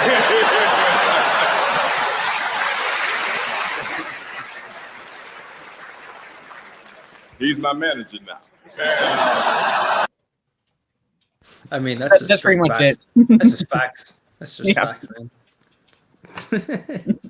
Steve can attest. You ever been to Ireland? Probably not. No, I haven't been there. It's like, fuck Ireland. I'm in Norway. Fuck Sweden. Fuck anyone that's not Norway. Yeah, well, some countries are okay though. I don't have anything bad to say about Australia yet. Yet. Just come over here. Yeah, and Denmark is quite okay. Yeah, because they got an Australian princess. Didn't know that, but that's cool. Mary Finland, you get a lot of good heavy metal from Finland. Oh yeah, that's true. Yeah, they finish it pretty nicely over there. Oh, excellent. I mean, you could have dropped the puns when you got Stig on. Come on, there you go. How you going? Maura's been dropping some puns now and again on D&D night, so she's improving nicely. Yeah, she's being assimilated. Nice. She'll be a pundit in no time. Basically, Stig is DMing for a bunch of thirsty women now. I'll tell you one thing though. I've been a DM for D&D probably 600 times, and female players are more toxic. I'm not even kidding. It's just really toxic. Yeah. They still haven't changed it, even though I sent them the screenshot that they fucked it up. It still said Rogue One. Dumb motherfuckers. Like, how many times I've sent even Channel 9, or like my own outlets, hey, there's a typo here or something fucked up. They don't even give a fuck. They don't change it. They don't care. That's what pisses me off, man. Like, here's a clear error. Can you please fucking fix it? Nah, I'm good, thanks. I'm just here for clickbait. Oh, fuck you then. Pretty much. Pretty much. Indiana don't care. Jones 5. Let's speculate. What's the story going to be? Indiana Jones is going to die in the first 5 minutes. She's going to take over, and Kathleen Kennedy wins the day. That's it. We're done. No, basically, I mean, just following suit with James Bond, pretty much. Blake.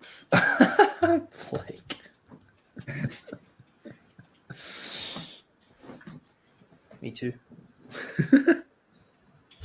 Yeah, it's going to be it's going to be in Diana Jones and the Temple of Poon. Dang. I'm sure that's a porn title. It has to be. It has to be. What? There's a Mr. and Mrs. Smith series coming out? And she's going to be in it? I saw the news for that. They're also doing a True Lies TV show, but it's going to focus on the wife. Oh, I'm going to do the full-on leg spread. crossover. Remember the bit in Deadpool when he does the leg crossover and he's Jesus Christ. Ew. Yeah. Didn't they announce a new Predator? I think it was a show or a movie. It's gonna be about it's gonna have a female lead, and they said it's about a woman trying to make it in a man's world. Well, yeah. And then the Predator shows up. Yeah, did a video on it pretty much. So it's supposed to be set back in Native American tribe, where Okay. How you doing? No, all right. Hey, Chris Hemsworth is going to star in Gladiator 2. Wait, there's a Gladiator 2? Yeah. Well, What? the new Gladiator, I assume. No, you're thinking of the new Thor movie. Nope. Yes. In the sequel to Gladiator, according to Australian magazine, New Idea. Well, okay, hang on. Okay, let's take a look because you're talking to an Aussie, and here's a reason why that might be happening. Let's take a look at this. Boss Hunting, GQ. Okay, I'm going to take these two. I can send a link. Okay, send me the other one, but I got GQ. It's from manlymovie.net. It is a site I frequent quite often. It doesn't sound like you. I'm just gonna sit back here and like. What was that giggle, Mara? I caught that one. Keep in mind, there's D&D on Sunday. I know. You're gonna get D and double D. What? Well, she did get double D last time. Nina's got. I mean, how much? Okay, first off, how much bigger are hers than mine? Because my quality traits when I rolled for them, it was busty. Yeah, she did that too. Mm-hmm. But the thing is, Nina found that charisma cloak, and I joked and said that increased her boob size, and she went with it. So it's canon now. She has a cloak that increases her boobs. So I don't know. And she keeps rubbing them against Mora. Well, she tried and failed. Can I see that? No. We got footage of this. Part of me wishes we were at least the last two sessions. Part of me wishes we were live streaming it because I think the chat would have died when Large Marge tried choking Nina's character. Yeah, she kind of succeeded too. Kind of, yeah, but yeah. But like we spent like half an hour trying to dislodge this large woman's hands from Nina's character's throat. Yeah, we had to roll initiative and everything. Yeah, there was one time Miss and Mora spent an hour and a half trying to climb a wall in the game. Because we were trying to get her damn wolf up the wall. What the fuck? Yeah, but all you had to do was climb over the wall, open the gate, and let the wolf in. You know? I don't know if there's like anybody up, like, you know, guarding the wall that we would have to fight. So all I know is like I had to get her wolf up over the wall. Yeah. Oh, this is weird news though, kind of, but also kind of awesome. What? Stallone finishes Rocky IV director's cut. Okay. Yeah, they're releasing a director's cut of Rocky IV, almost 40 years after it was released.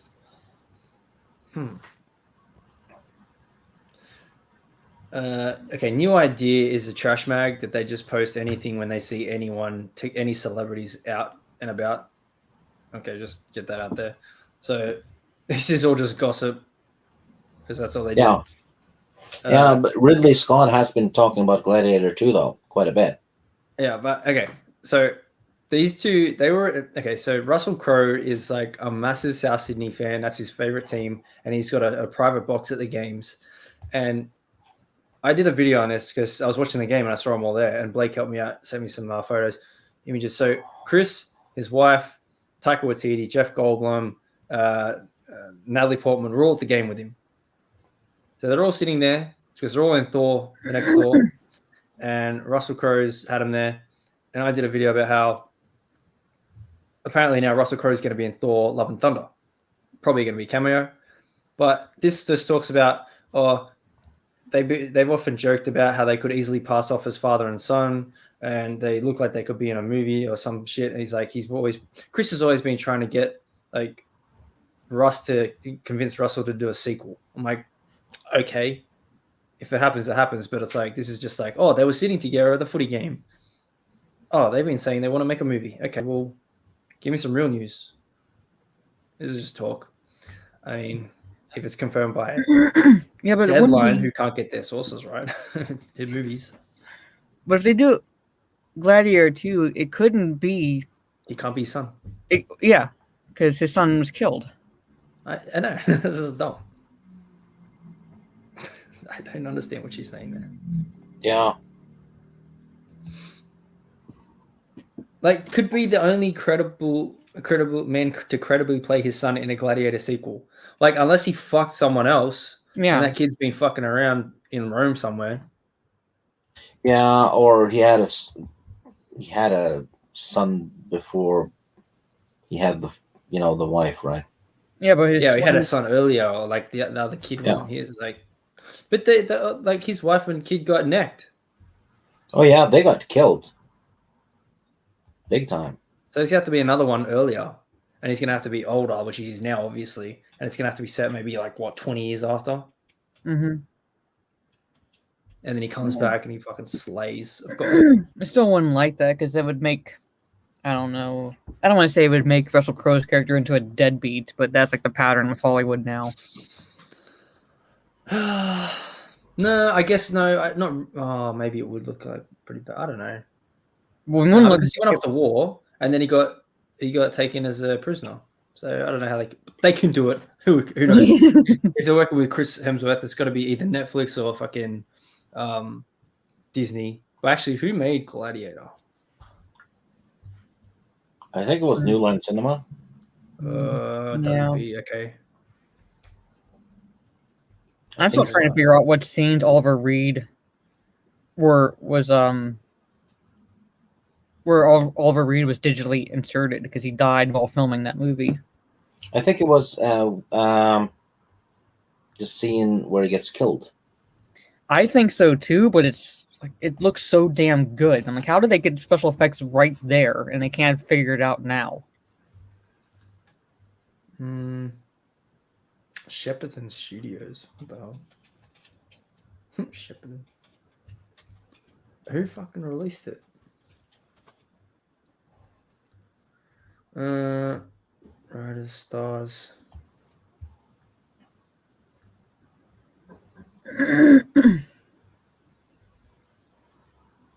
DreamWorks Universal logos are altered to appear gold in color. DreamWorks and Universal. Ooh. Okay. Universal. Okay, well, I don't know how that's gonna work. As long as it's not Warner Brothers or Disney, it has a fair chance, doesn't it? At the moment, yeah. Because WB's in fucking WB. My sources say WB's in a civil war right now. It looks like Lethal Weapon 5 is happening too. That'd be cool. All of the old guys are involved, including the director. They've signed up. That'd be good. What? Ridley Scott said, "What the fuck you want about, bro?" No. And you. Do you know how the Allies could have won a lot earlier? Oh no. All they had to do was get female tank drivers, 10 of them, send them into Berlin and tell them, we'll give them orders to try reverse parking. That city would be in ruins in less than a day. I knew it was going to go somewhere. I don't know. To be fair, I'm pretty good. I'm like pretty damn good at reverse parking. So a tank? I've driven an MRAP. So what is that? We don't all speak your lingo. I'm just finding raptors. I'm just finding velociraptors.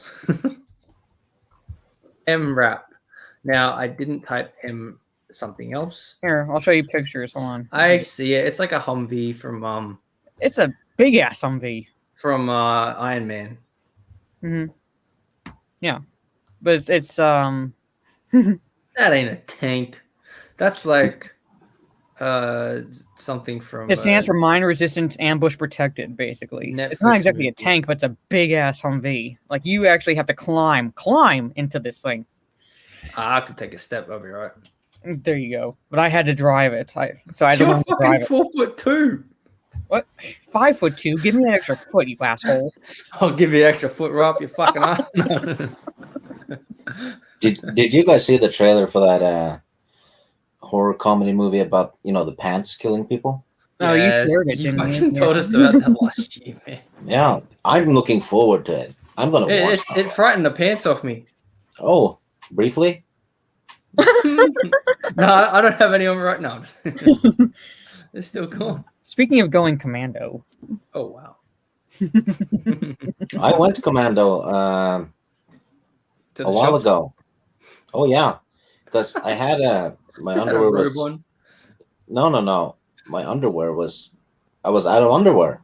Yeah. I'd forgotten to do the laundry, so put the laundry on, and then I had D&D, I think it was, and I had to get to the store to go, get some snacks or something. So I put on sweatpants and went commando to the store.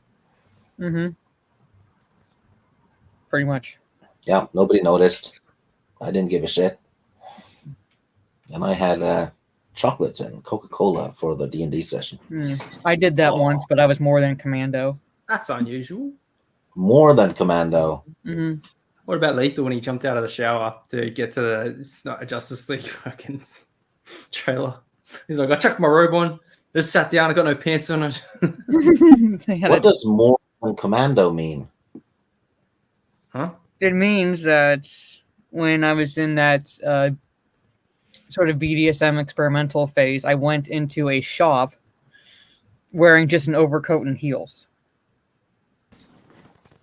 Well, that's commando.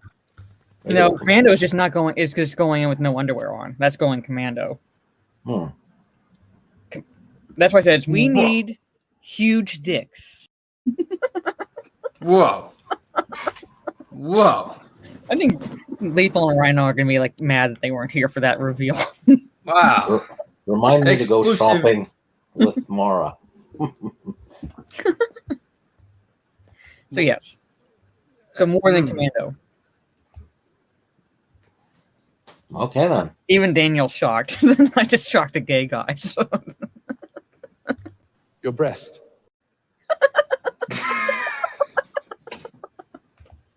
I knew it would come in handy sometime. I knew it would come in handy. I can't believe he has a clip. I knew it would work sometime. I guess. Yeah, Daniel James thinks you're all right, Mara. Yeah. Oh, I got another one. Perfect. Ah, where are my pants?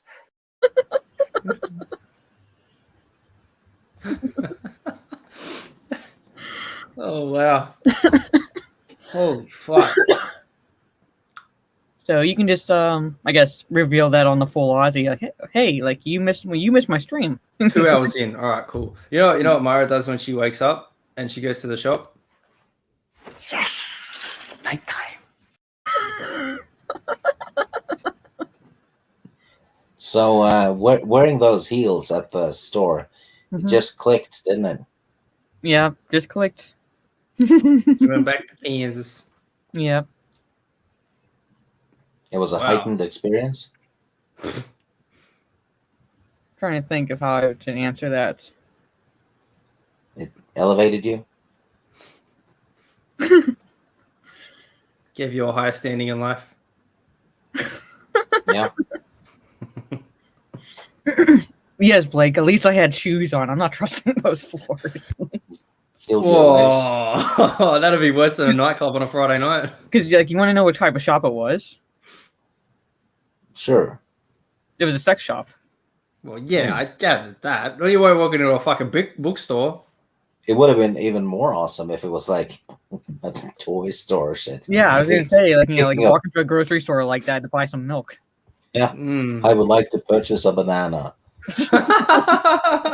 No, no, an eggplant. Like, it's like I saw that emoji. And I'm Whoa, like, they're a bit thick, aren't they? No, well, I'm not saying what you. No, It's not my fault that I have a hairy phone on WhatsApp. Do you know what peak selfishness is? What is It's, peak uh, selfishness? It's when a guy buys a ribbed condom for him and his wife to enjoy, right? Mhm. And then puts it on inside out. Yeah. What a fucking cunt. What a yeah. How good is it for you? I don't know. I'm alright. Fuck you. Fucking hell. Places that's how Rhino goes to Macca's. With a ribbed condom inside out? And I'm guessing more than Commando. That's how Rhino goes to Macca's. But he might have a condom on, I don't know. When I get a double quarter pounder. Oh my god. Oh wow. This has been great. Mm-hmm. I love dick. I That was believe our it. first question. Mhm. Oh wow. All right. Oh fucking hell! I was not expecting that. That was pretty good. God, fucking hell, Biggles. All of you cunts that take this line of Lethal's fucking bullshit narrative that is fake news. Just fake news. It's fake news. This is how I feel every fucking time I hear Lethal say, "Oh, you're a virgin." Oh shit. Here we go again. God damn it. I need a cigarette. No, I don't smoke cigarettes. Fuck that shit. I completed my Star Wars EU collection today. I Novels. saw that. Took me 2 Congratulations. years. Everything. I don't have the young adult novels. Mara has the adult novels. Oh yeah, Yeah, pretty much. she wrote them. That's Star Wars fan fiction. Attack of the Bones. She What? did the Raylo art. Yeah. And the Ugh. 3PO romance as Ahsoka novel. Oh my god. Time Lethal put Ahsoka sucking off fucking, I don't even know who it was, for like 2 seconds on the cartoon. At the end of the Philosophy, I was like, oh my god. Oh my god. What are you doing? Oh, there's still people out there that are shipping Ahsoka and Anakin. Oh, 100%, Oh yeah, 100%. yeah. And the weird thing is, the Ahsoka fans are almost, well, they're worse than the Raylos when it comes to that. Mm-hmm. Yeah, you don't say anything critical about Ahsoka. No, You do not. no, you don't. I did that. What was it, a year ago? When, not kidding, 20,000 angry tweets. Yeah. I called her people- overpowered once. I just shy of calling her Mary Sue, but I called her overpowered once, and they didn't exactly come at me like they did you, but like yours was actually just, why didn't Maul just cut the beam? Meanwhile, I'm like flat out going after her. The amount Yeah, of shit you got beam. to yeah, I got the death whole threats. Some guy wanted to shoot me in the knees. A bunch of people wanted my address. Star Wars fans, huh? Yep. Yeah. You Yeah, ruined my fucking movie, TV show with a fucking simple logic. God damn it! I am small brain. I am small brain. You're just a woman with a small brain. I triggered one of them though because he said he was gonna show up and beat me up, and I was like, "You're in your 50s, you're obese, and you're bald, and you're sitting in your underwear clutching an Ahsoka toy. I'm not afraid of you." You hear that? I'm not afraid anymore. He comes out like Home Alone. I'm not afraid anymore. And then he sees him in real life. He's like, runs inside. Like someone's, like if I actually knew what that guy looked like, someone should do a clip with that guy's face on Kevin, and then Steeg's on. I'm not calling you old Steeg, but on the old man's face when Kevin sees him in Home Alone, and then Kevin runs back into the house. That's what I'm not exactly it old. would be like if he actually encountered you in real life. Because these are keyboard warriors. Yeah. Yeah, gonna wreck that keyboard. Yeah, I'm pretty sure I could take most of them because, did have some hand-to-hand combat in the army and stuff like that. So I do know how to fight a little bit dirty. Mm-hmm. Yep. Oh. I know chokeholds and arm locks. Mm-hmm. I know how much pressure it takes to break a joint. Oh, yeah, not much. You gotta only hold it a little bit. Oh, not that kind of joint. And if you just do a little quick jab at the top of someone's nose, their tear ducts starts running, blinding them. Then you just go for the knees. Strongest part of your head is your forehead. Weakest part is your nose. Forehead to nose, pretty much. Like, get them disoriented, and then you can take them out. Yeah. Or just shoot for the double leg and then slide to side control, knee on belly, switch, turn, and armbar, and snap. Yeah, and a proper headbutt because I used to play football a lot, scored a lot with my head, so I got the timing. Wow.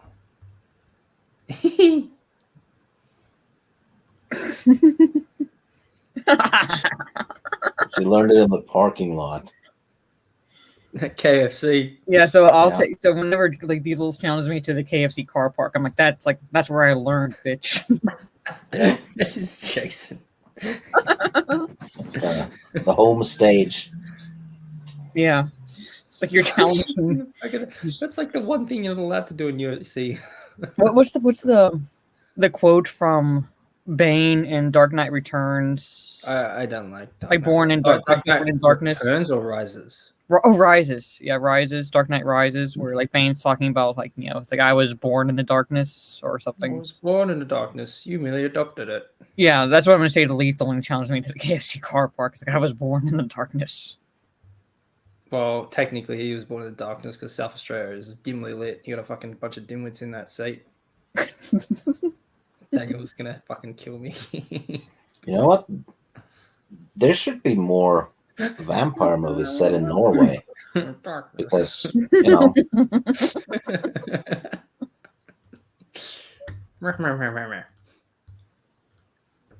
yeah, Norway, crazy place. Yeah, vampire movies. Should be more vampire movies set in Norway because it half the year is almost pitch black. That's kind of why when they adapted the 30 Days of Night to a movie, I thought, well, that's going to be interesting because there's actually a point up in Alaska where that city experiences like actual darkness for 30 days. Yeah, but that was a good movie too. I actually did not like it. Really? Because the vampires pretty much take out the remaining population in 2 days, and I'm like, what are you going to do with the rest of the 28? Eat them. They're vampires. They're not cannibals. They suck blood. Like people. Yeah, I don't know. I thought your state was still out of power. That was like 10 years ago. What's going on? Yeah, I've been without power for 14 days once. So we had a big hurricane. I think it was in 90 or 92. And if you're on an island in the Atlantic, you feel that one. I remember looking out through the living room window and I saw the my neighbor's caravan fly through the air and get ripped into pieces in midair by the wind. That was awesome. Then I went outside and jumped around to have the wind pick me up and stuff, and my mom lost her shit. Fucking idiot. Yeah, I got scolded and told, no, you have to go inside now. Sit down, son. With cussing in between. Could you imagine? He's like, he sees a fucking caravan go by. He's like, oh, no, the wind won't pick me up. I'm just going to go jump and see if I can go fucking flying. Oh, yeah, I did go flying too. 5 or 6 meters at least. Oh, my God. It was awesome. I'm Superman. I'm dead. Last time we had one was a couple of years ago. I went down to my fishing spot in the middle of the hurricane, and I was probably 60 meters from the shoreline, and I was still getting hit by water from the waves. Oh wow! Oh yeah. And when I went home, I had the wind at my back, and I didn't even have to take steps. All I did was lift my leg, and the wind moved my leg. Right. That's actually interesting to see. Yeah, What it what was year great was that? fun. What year did you say? It was 90 or 92. I think it was 92. 90. I'll look it up. Western Norway. This Yeah. storm affected Scotland and Western Norway. 1st of January 92. Yeah. Gusts of 130 k's an hour. Woo. Yeah. The island where I grew up on, probably 2/3 of all the trees were ripped up by the roots. Category 3. Very few fatalities, but that's maybe very low population. Okay. 145 k's an hour in the North Sea. Yep. Wow. Yeah, that was a barn. I remember that had a boat through its roof. It had picked up a boat from the nearby dock and sent it through the barn. 3rd floor of the barn. Wow. Which storm was that one? 97 ice storm. I'm looking at like a bunch of. This is European, so I don't know if you're in Europe, Neva. Oh, sorry, it wasn't a boat. It was I'll send a copy. Let's see. They got like a list of like since back to 1362. God damn. Here you go. Killing 25,000 people. Check this picture out. This was almost common sight back then. Fucking hell. Yep. Let me bring that up. That's crazy. Oh yeah. What, are you chilling? Oh yeah, this is my caravan in the house. Wait, you mean in your caravan or in your house?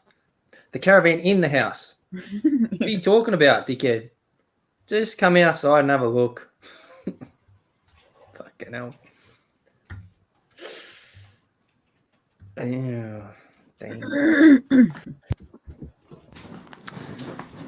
What's the? I'm thinking the first one was we had pretty bad floods. We just had fucking pretty bad floods right now, actually. I think the worst things we get is cyclones up north. Actually, I was at a footy game in Darwin, Northern Territory, in December, and that's like wet season. And there was a massive storm, and all the lights went out in the whole stadium while I was there. I was like, oh shit. Called the game off because there's lightning. I was like, oh great. But yeah, that's about all we get. Cyclone Tracy in Darwin. Yeah, fucking hell. There was one that ripped through Cairns up in Queensland. But yeah, we usually get them end of the year. That's when all the best stuff happens. Fires, floods, hurricanes, cyclones. Oh yeah. I have not experienced. Well, I mean, technically, I experienced an earthquake in Afghanistan, but I think it was kind of like the aftershocks from an earthquake that happened a ways away. It was a bomb, wasn't it? Yeah, it might have been. But I did experience a tropical storm in Guam once, so that was fun. Because they actually have well, I mean, I'm assuming this is for all properties, but on Anderson Air Base, metal window coverings you can pull down or pull across, depending on what building you live in. So that way, if you have a bad tropical storm, this will keep if the windows break, it'll keep the glass from coming inside. So, and I had I was walking back from the store. I did not have access to the car because like one of the people I worked with had it, and the rain just like came down in sheets. So by the time I got back to my place, I was soaked. Ooh, what were you wearing? Well, Probably he was in a car. Well, it was clothes. Can't say they were by the time I got to my place because like, it's like they were clinging to my body. So when Mora says she's a commando trooper, it's yeah, yeah, it's something else entirely. Could you imagine a bunch of naked women running around as fucking operatives in like a Middle Eastern country, and they're like, "Oh, women unclothed, let's run away." We can't. I can imagine quite a bit. They'd have to close their eyes. Actually, I don't want to say if they wanted to win the war in the Middle East, they should do this. But if you want to get piss terrorists off, have them shot by a woman, because if they die, they go straight to hell. Well, whatever they believe in, yeah. Yeah, but like terrorists, like what they're thinking is that's like that's a no. Yeah, so if they're shot by a woman, that's like with the Kurds. Yes, I was gonna say with the Kurdish soldiers, the women. Yeah. Yep. So they don't like that. I was at a convention years ago, and there was a bunch of like Muslim protesters, like the fucking idiots brought out the signs and everything, and then two women got up and kissed right in front of them. They all just turned around and were like,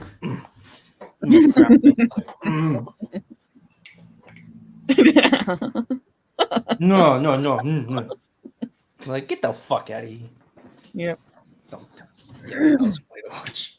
We had one in Norway too, who was he was on the terror list. Oh, wow. One of the mullahs, and they couldn't get rid of him, because he was protected by some rights, right? So he was doing all kinds of shenanigans, riling people up and making, terrorist statements now and again. And while he was being interviewed, a female Arab that worked for one of the TV stations grabbed him and lifted him up. Holy shit, he got pissed. And she got death threats from piles of people too. Yeah, basically lifted up a religious leader, right? Just shows he's infallible. Fuck you, dumb motherfucker. Stupid. Yeah, we've had a few of those here. We had literally one a few years ago. There was a massive siege here in Sydney. I don't know if you heard about it. No. There was an Iranian cleric that got asylum here in Australia, and then when all ISIS started kicking off and stuff, he started popping back up, going, "Oh yeah, blah blah blah blah blah," and then he was like, everyone knew who he was, like in the security circles, but they didn't take notice of what he was doing. And he said he took over the Lint Cafe. So if you type up Lint Cafe siege, anyway, if you want to search that right now, you'll find this out. I can't remember what year it was. Maybe was it like 4 years ago now? I don't know. I can't remember the dude's name. He's a fuckwit. He said he had a bomb in his backpack, and he took hostages, but he had a shotgun with him. And then he didn't actually have a bomb, but he had a wire sticking out of his bag. So everyone thought he might have, because the cop who first saw it on the scene thought he might have had one in his bag because he saw a wire. And he said he had one, but he said he had bombs planted around the city. And I was driving, I was working that day doing another job, and I was coming back, and there's a sign just before you go on the M5 where you go to the into the the city tunnel, and it goes Sydney, basically Sydney CBD incident. And I was like, because I was listening to music in the car, I didn't even know what the fuck was going on. It says incident Sydney CBD, road closed. I was like, pretty much city locked down. I was like, I was like, oh, okay, I'll turn the fucking radio and see what's going on. A gunman has taken hostages in Lint Cafe. I'm like, in Sydney CBD. I'm like, oh, fuck. Because like, my mum works in the city. I'm like, the fuck is going on? And then I'm like, shit. So what ended up happening was Channel 7 is literally across the road. So they got the cameras and set them up, pointed directly at the guy, like 6 cameras and pointed them directly at the guy. And then the snipers were in the room and everything with Channel 7. They sat there for, I think it started in like midday-ish, maybe in the morning, not early morning, late morning. And then that ended at 3 a.m. that night. So what happened was they got some expert in to say, yeah, he's not really a threat. We know the guy. He's not really a threat. He's just bluffing. Like, dude, he's got a fucking shotgun. Yeah, but he won't really do anything. And the cops had a different protocol back then. So what happened was they weren't actually allowed to go in until something happened, which is fucking ridiculous because the snipers had a shot on for ages and they didn't do anything. And then what happened was he didn't have the ISIS flags though. He had the Shahadas. So like the Saudi flags, but the black ones. Yeah. And so he's making the hostages put them up in the windows and everything. And I'm like, holy shit, this is legit. And says he's got bombs around the city. And then what happened was later that night, in the afternoon, a couple people like distracted him. Boom, ran out the door because there's 2 different entrances. Couple ran out the door. He fucking went schizo. He's like, what happened? What's going on? How'd they get out? What the fuck? And they're like, oh, they got scared or some shit. And then he's like, nothing really happened then. But then some more people ran out and then he started to fucking lose it. And then it was getting later and later. And then he's like, fuck this. He took the manager of the cafe, made him go on his knees, and then shot him in the back of the head. And then once that happened, bang, all the cops ran in. Bah, bah, bah, bah, bah, bah, bah, bah, bah. Well, there was still about 7 people in there, like workers. So I know there's a woman that was there that got shot by a ricochet cop bullet, and she still can't really walk properly today. I'm like, mate, they went in there, destroyed that shit, bungled it. But the problem was the guy who said he wasn't a problem, they won't release that guy's name because he would be getting so many death threats right now. Oh yeah. He said, no, he's not a problem. He's not an issue, even though he's got a shotgun and he fucking killed someone. So that's what we had to deal with a few years ago. And we had the terror threat at like fucking way up there. Not a problem. Yeah, they should have. They should have. They had the shot, but they weren't allowed. The philosophy, like in that situation, the philosophy I live by, I go off like one of my former senseis, and that is I would rather be judged by 12 of my peers than carried by 6. Oh, yeah. So if I'm wrong, then I will face the consequences afterwards, but... At least you'll be alive. Yes. And people don't want to make that leap in judgment at like when they should.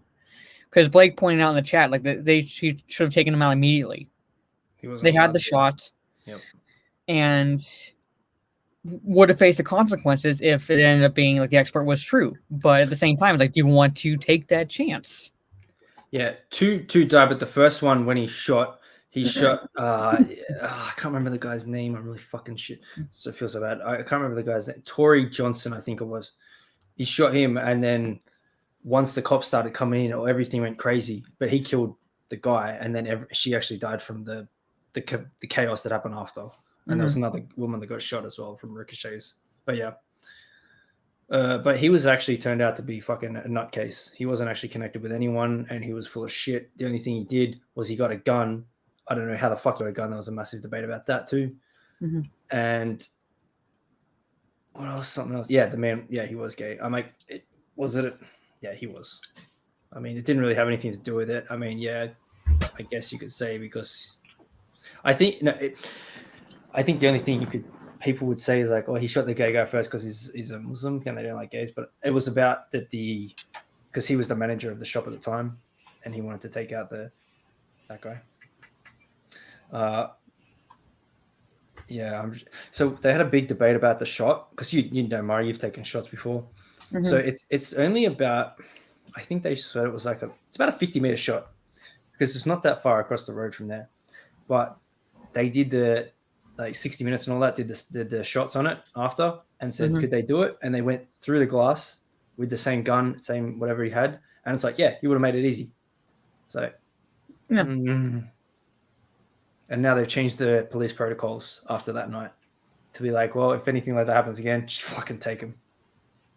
Yeah, I think if you're a threat to other people's life, you've forfeited your own. You know. My dad also said like I don't know how well he knew this guy, but he had met someone who actually survived one of the concentration camps from Germany. And the guy said, if someone says he or she's going to kill you, believe them. Yeah. Like don't try to reason with them. Don't try to wonder why they want to do it. Just believe that they have that intent. So, not to be a downer on this stream. I'm about anything. Have any of you actually been to one of those camps? No, not I've seen pictures, but I haven't actually walked through any of them. So, because I did transit through Germany, but it was basically a quick transit, so I didn't have a chance to visit any place outside of Ramstein Air Base. Ramstein. Yeah, but that's what I had to transit through. So, Steve, you been one? No. Usually, though, in 8th grade. Which one? The class would get sent to to Germany on a school trip to visit those places, but the year I was in 8th grade, it didn't happen for some reason, so we got to go to a chocolate factory instead.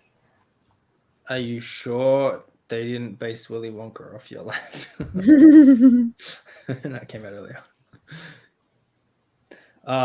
Teresa's been to one. Which one have you been to, Teresa? That'd be interesting because I went to Mauthausen on Kentucky, and mate, wow, this is a work camp. Mm-hmm. So I don't even want to bring up the pictures, but mate, mainly a work camp. So they've had this massive, this stairs went from up the top all the way down, and they would make them just go up and down stairs the whole fucking day until someone dropped. I'm like, holy shit, walking around this place. And then they had the gas chamber. I'm like, oh my God, walking in there. You're like, you could just, there's something about places I can't remember who was saying it or someone who I was watching, but they're like, there's something about places when you walk in them that it's just got a feeling about them. And walking in there, oh my God. Yeah, it's like you sense the wrongness. Oh. Yeah, but I've been in old abandoned asylum. Oh my God! They had really nutty people, and they were not treated well. Because back in the day, it was pretty brutal if you were in an asylum, right? Oh yeah. And that place had a lot of suicides, and even some of them had killed each other, and that place was, if I've ever been at a haunted place, that would be it, right? Mm-hmm. That was, you get a weird feeling just as you enter, because it's not a place you're supposed to be, right? Mm-hmm. 2 experiences I had was one was I was actually really disappointed with, and that's because I was supposed to go on a field trip to Falling Water to see Falling Water, and that got canceled. So the resident advisor, I'm not blaming her or anything, but she put my friend's name onto the trip for this haunted prison. I'm like, oh, cool. We're actually going to walk around a haunted prison. But in fact, it was the location itself was the prison, but they converted it in a way to one of those haunted house walkthroughs. Mm-hmm. So I was like, oh, So I was really disappointed in that. I thought it was actually going to be a ghost tour. But later on, years later, I did they actually had a ghost hunting class at the local college around where I live, like going over the equipment you use and everything. And we went on like one of those investigations, and I caught 2 EVPs. What? 2 what? EVPs, electronic voice phenomenon, basically where you hear something that's like not audible to the naked ear. Speaking of naked, let's get back onto that topic. The naked ear. Yes, so I caught 2 of those. Yeah. Sounds eerie. Yes, it does. It was actually really eerie because you actually, it was my mom, because I did it with my mom, and we were in this room. Don't you dare. I saw that look. We were in this room, and my mom asked the question, like, you know, like, are you stuck here or something like that? It was like something along those lines, and you hear a clear yes. But there's like, but you take away the ambient noise, you can tell it's not coming from any like other rooms or anything. It's like an entity there saying, yes, I can't leave. So. Fucking strange, man. Well, there's I was reading a bit about stuff like that a while ago, and you know how energy always changes form, you know. Mm-hmm. It never just goes Yeah, away. and a human body is basically a battery. You know, it's an energy source, and it leaves energy imprints, right? Mm. And you know how they say when people die violently and stuff, they become ghosts, and you know that stuff. Mm. Well, if you get killed by someone and you're terrified, and you know your body will light up with energy. Mm-hmm. You know that energy will go somewhere. Yeah. And I saw something that you know, whenever someone says they've seen or heard a ghost or whatever, it's always around compact material, because you can store data in compact material. That's why they're trying to use crystals as hard drives now, right? Compact material. So one theory is that if you die violently, your energy and data kind of gets stuck for a while, you know. You know, it's kind of, I can see that. I mean, there are multiple theories about why people like don't move on, and that's one of them. yeah, and that one, that's, you know, sounds more scientific at least, right? Instead of choosing not to move on, as if you have a choice. You know, Well, in a way, I think like because there are, I think in a way some people do have a choice, because I believe in that aspect where it's like someone is wants like whatever unfinished business, like what, like his or her murderer to be convicted before they can move on. Yeah. So. Yeah, but the theory also said that under the right circumstances, because you know there's all kinds of electromagnetism on Earth, right? If you have stored images in a sense that or data, and that you basically have a VHS player, right? So under circumstances, you'll catch glimpses. So it's kind of like an echo, like an echo of you know, a person that's been there before, a visual echo. I think they would call that residual energy. Yeah, exactly. Yeah, I thought that makes a lot of sense. But and then, you know, the person took it a step too far in that video I was watching, and saying, you know, those old redwood forests, you know, when people claim they seen Bigfoot, they're just seeing a playback of an old caveman. Yeah, I wouldn't go that far. I mean, I don't. No, that was too far. Still a cool thing. Yeah. Yeah, you know, every time you hear someone as having seen a ghost, you know, it's never in that cornfield, is it? You know, it's near old buildings or cliffs or mines and stuff like that. Or their energy is tied to a specific property. So even if you like build on that property, still confined. So It would be interesting to see if there's if it has to do with the type of rock. It actually does, because hold on, let me. I know I've read these theories. Let me find it. That makes sense too. You ever been out on the water at night? Oh, mate. There is one where they think it's tied to like certain rocks. Crack rocks. I think I've heard something about quartz. Yeah. You're thinking of Indiana Jones' crystal skull, a single seamless piece of quartz cut across the green. It's impossible even with today's technology. Baron Zemo, what is up? That is awesome. He's like the best part of the Falcon Winter Soldier, apart from Bucky.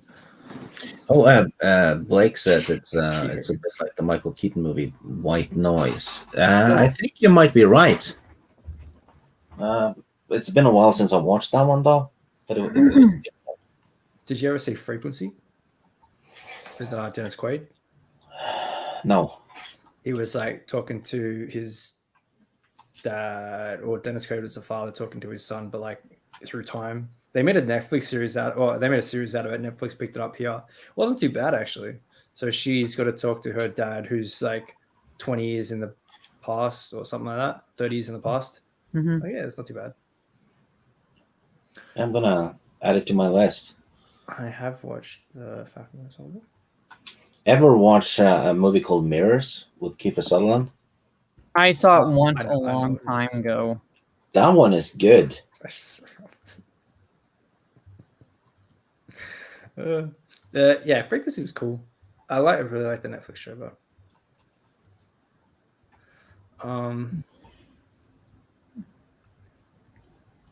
execution was okay. Yeah, it wasn't amazing. It was a good idea. There's a lot of movies that kind of flop or whatever that still have very good ideas in them. Yeah, you know, that's the ones they should remake. You know, not do the ones that they got right to begin with. Yes. Get the ones that they were half. You're like, oh, that could have been a bit better with like technology or something, or just a couple of things that are off. Yeah. Get fucked.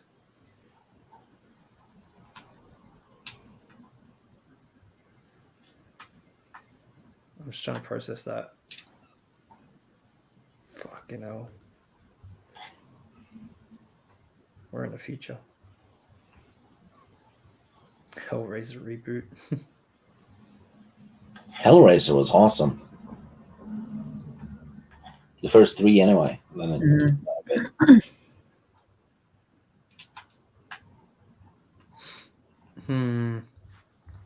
I mean,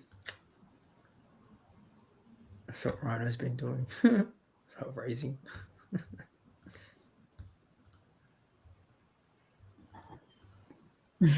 Wait, what were you looking for, Mara? You still looking for something? Yeah, I was trying to find it because I know there's a theory about like minerals or something in the ground that could be tied to the level of paranormal activity, but I can't seem to find it.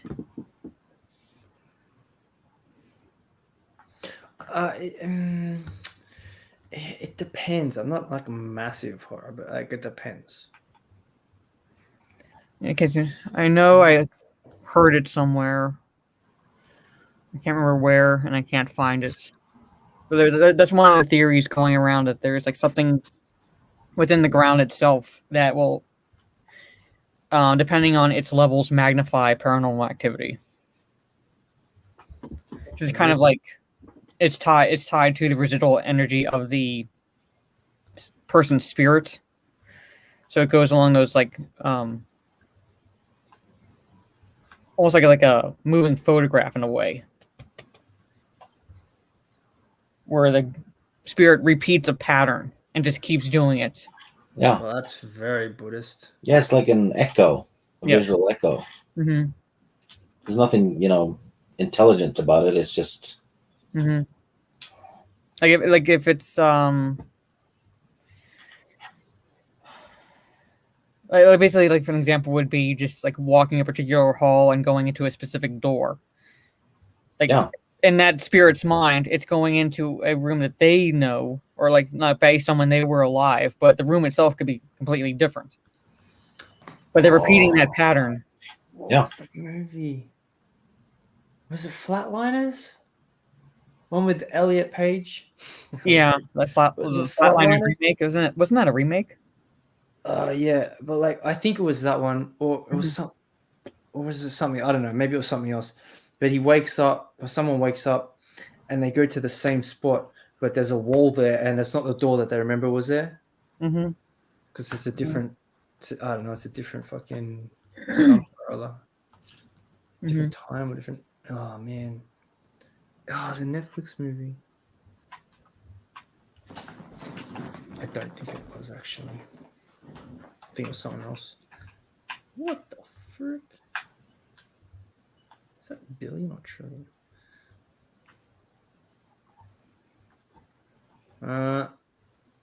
Anyway. Well, I don't know. Who knows? All I know is in 4.5 billion years, we're not going to have a planet. So that's how much time we got to get out of here. So Elon, hurry up and get us to Mars. I think we're just using that. We're just using the wrong form of technology. Because rockets are fucking useless, honestly. They get you to the moon and maybe Mars, but getting any further than that, good luck.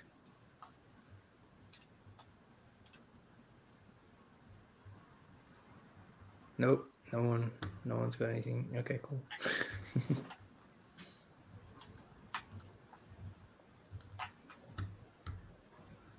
Yeah, there's a lot of cool movies about that. Would be fun to get some of them watched.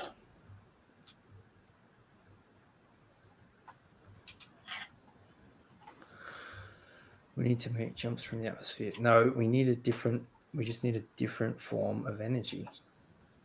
Now, if you're thinking about, you hadn't read the end.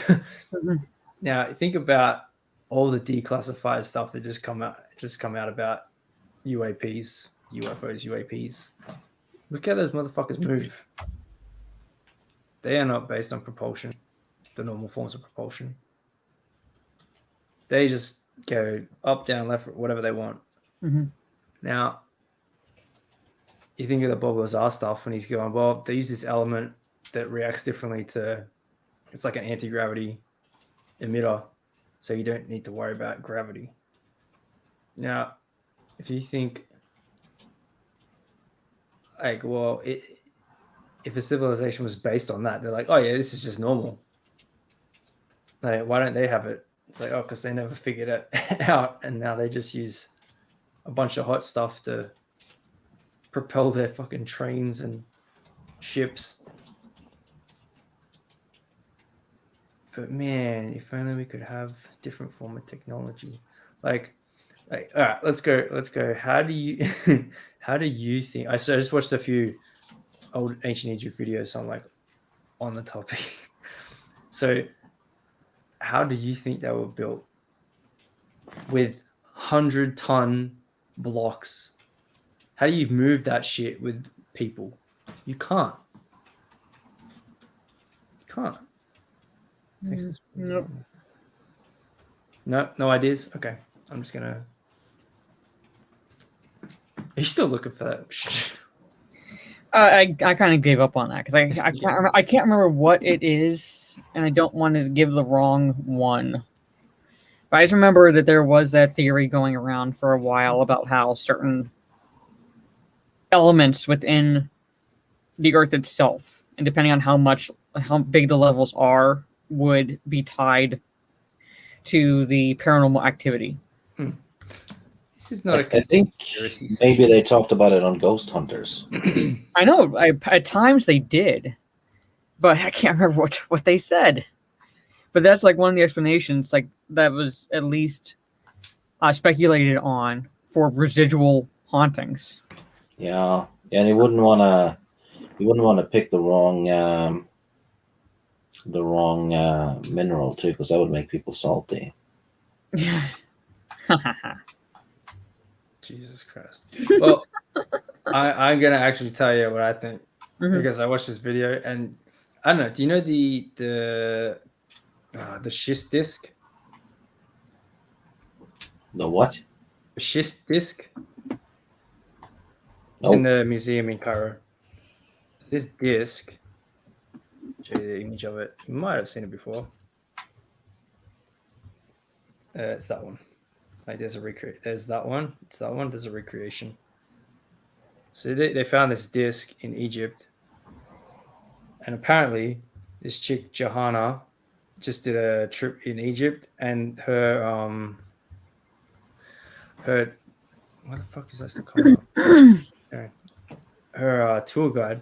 Apparently, his dad when he was younger, or when he was a kid, his dad showed they took this this disc and did experiments on it before anyone really knew what was going on. And what they did was they put it on a stick and they had they blasted a certain frequency at it, a sound frequency. And when they did that, they blasted the frequency at the wheel and then they threw water into it to see what would happen. Mm-hmm. The water literally sat there in the air and vibrated. Huh. Okay.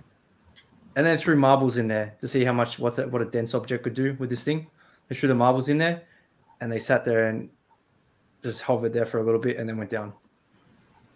So sound frequency, along with a certain object, can allow you to lift some heavy things. And it's like right in front of us. It's like we don't have tools that were left behind that are like, oh yeah, here's how they did it. It's like because they weren't using tools that we'd be able to find. They used sound frequency, which makes so much sense. Like because you're not going to find evidence of anything like that around now, when they were built thousands of years ago. But we do have one disc left. So if you could make more of those and then blast some sound waves at it, yeah, you'd probably be able to lift huge rocks like that. And then you see these blocks that have like saw marks in them, because they have like this huge line and then there's a split like this, like a saw mark.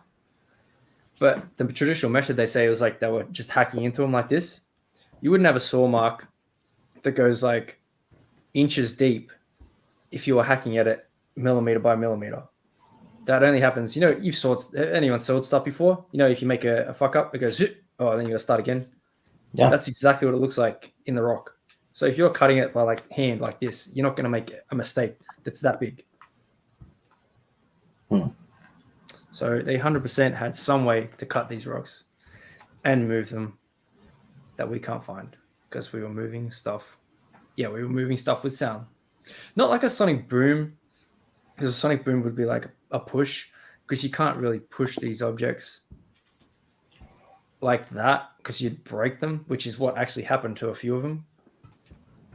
Yeah, so they might have actually, because there's this one massive block they tried to move, but obviously as they were doing it, it snapped. Like there's a massive cut in it. So they obviously gave it too much of that frequency while they're trying to lift it, or something's the wrong frequency, and then it just broke. But they definitely didn't move them with slaves that can get the fuck out of here. And also, I don't think it was built in the dynasty that they say. Yeah, the pyramids, they found watermarks on them that dates it way older than people thought it was. Yep. And there's none of the awesome inscriptions like you would find in a normal tomb, like at the Valley of the Kings. There's none of that. None of it. It's just a fucking stone wall and a box in a box. So I don't know Why do Egyptologists keep playing with this bullshit? Oh no, it's only in the second dynasty or the bullshit fourth dynasty. No man, this was. See, there's obviously there's conjecture, but like there's a book that goes into the Orion correlation. Because if you look at the pyramids and then you look up, you like Orion at the same time as when the pyramids go into the ground. And that same distance looks like around 10,500 years BC or 10,500 degree and 12,600. And what was happening then? One of the largest floods in history. That's probably the basis for the story in the Bible. So something definitely happened back then. You want to know that's kind of cool? If you take all the land masses on the planet and put them together, right? Mm-hmm. That center is where the pyramids are. Mm-hmm. Yep.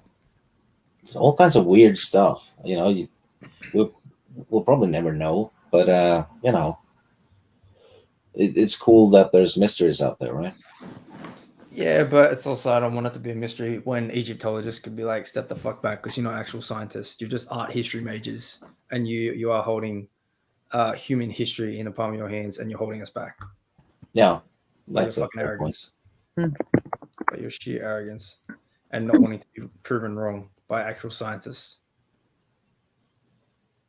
Like, take a look at the Sphinx. Yeah, Blake's on the wall. He knows Graham Hancock, Robert Schoch. Like geologists like that head's way too small for that body. Yeah, and it's a bend on the nose too.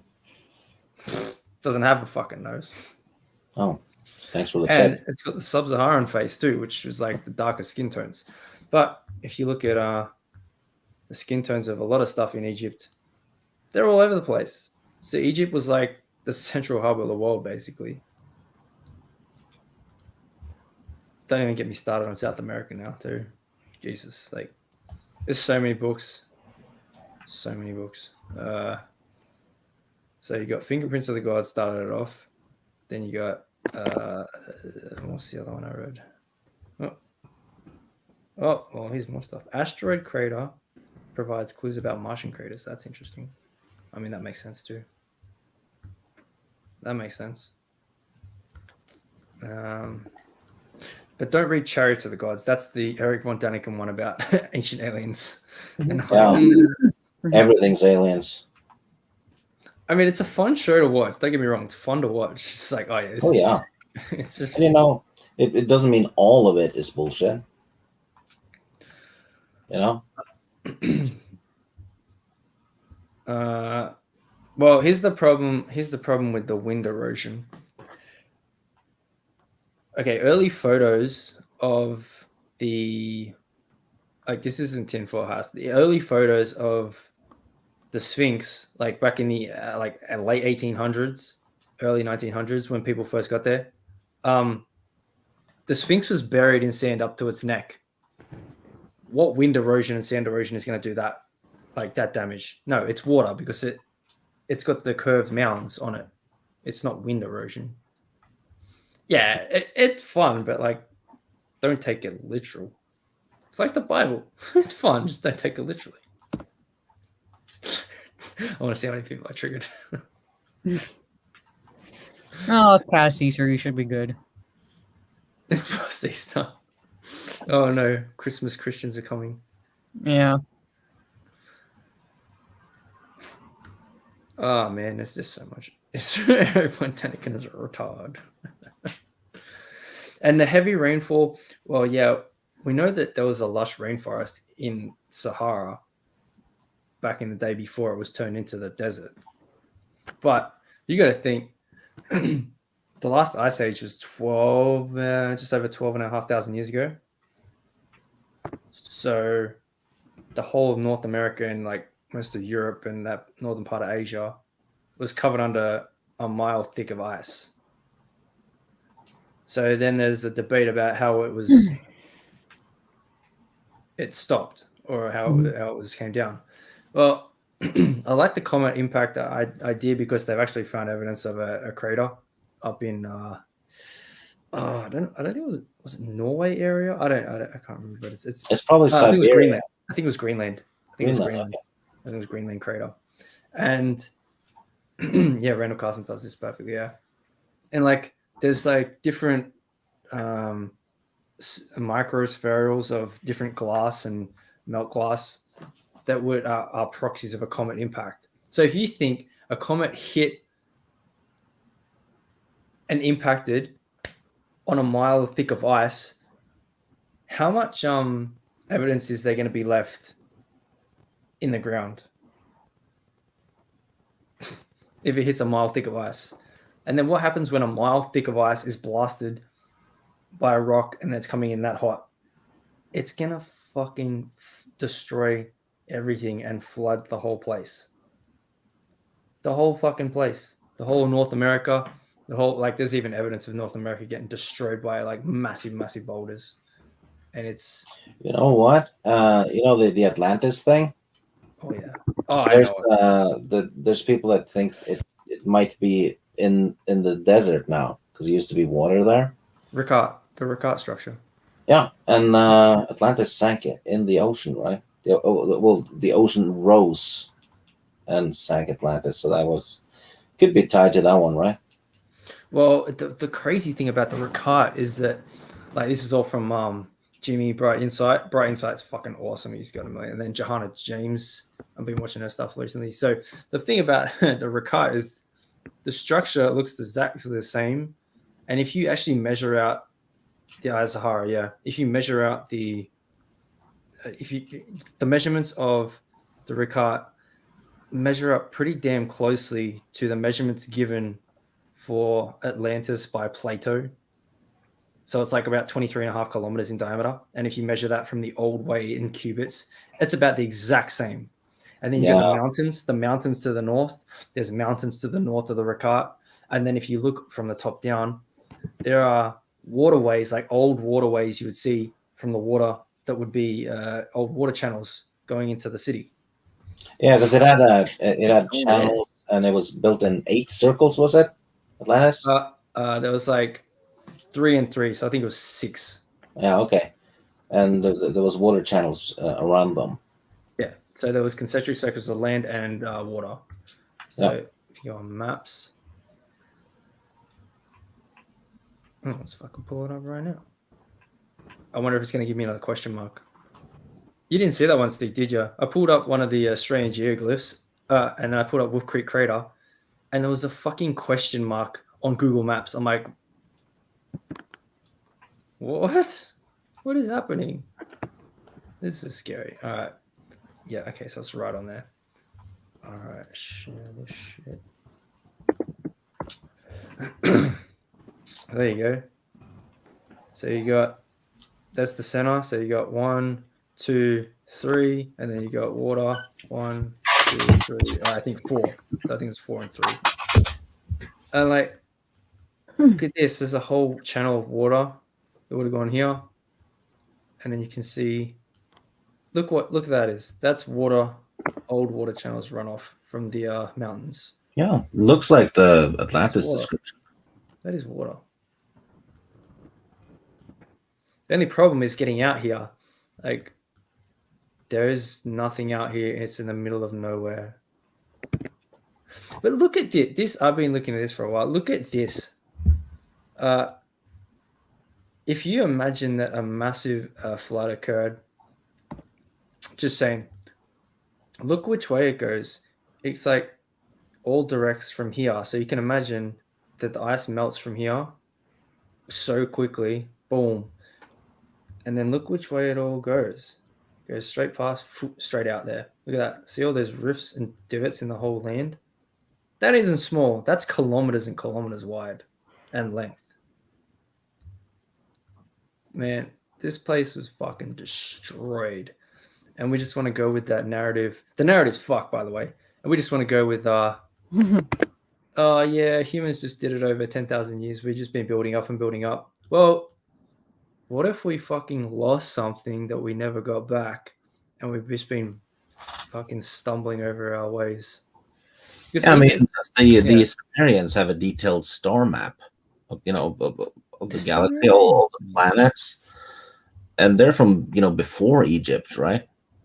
and they had all that stuff. How, you know? And Yeah. it's in museums. It's dated and all that. And sure as hell, it has all the planets. Yeah, stop ruining the narrative.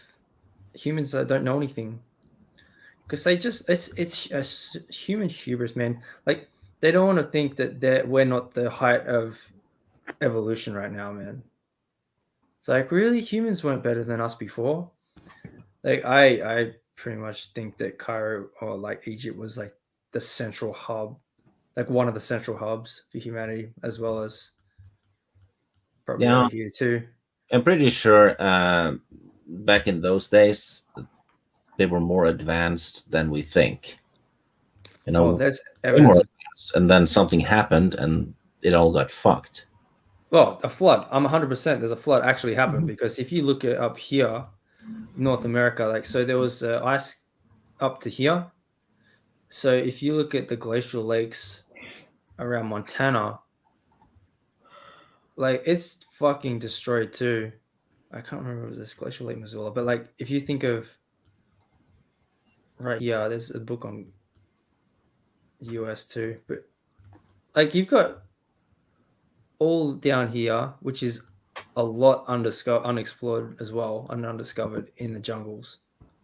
Oh yeah, and they've even done LiDAR mapping, and there's so many more cities than they actually thought. There is probably millions of people living down there. But then, what do the Spanish do?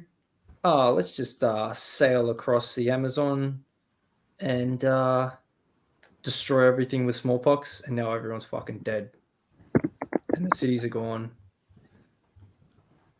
But now they're trying to find. If you want to watch any of the Nat Geo docos, they're actually finding a lot of these lost cities with LiDAR and that. And it's like, well, and then they date some of this stuff. You're like, wait, that doesn't make sense. And if you look at the DNA data, there's actually a DNA link between ancient Australian indigenous and people from this part of South America. Now, what the fuck is going on there? That ain't a short that's distance. a long way to travel. That ain't a short distance. No, that's not a short distance at all. You got ancient indigenous DNA in South Americans. I guess they were really horny.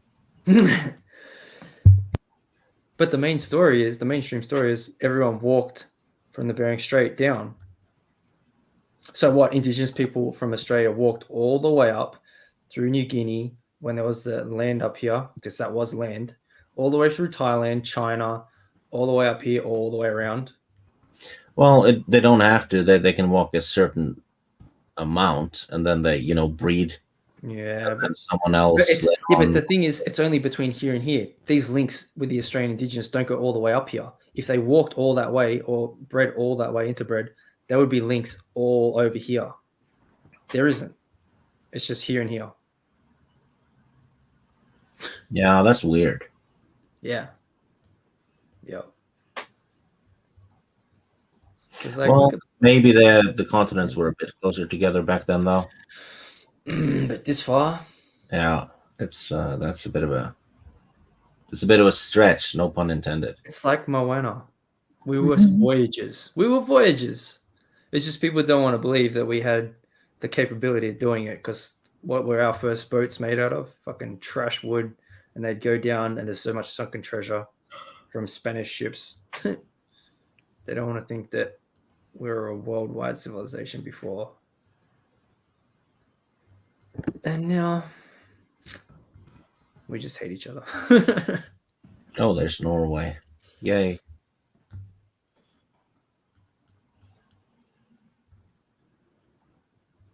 Look, it's very cold there. That is a weird place. Look at that. How did you divide that land? With an axe. Jeez, yeah, I believe that. R.I.P. DMX. Is he actually dead? Because I heard he wasn't. It was like bullshit. Yeah, well, last I saw, he was dead, and then he wasn't, but he's very brain damaged. Okay. I'm not sure what happened though. Was it an overdose or something? Oh my god.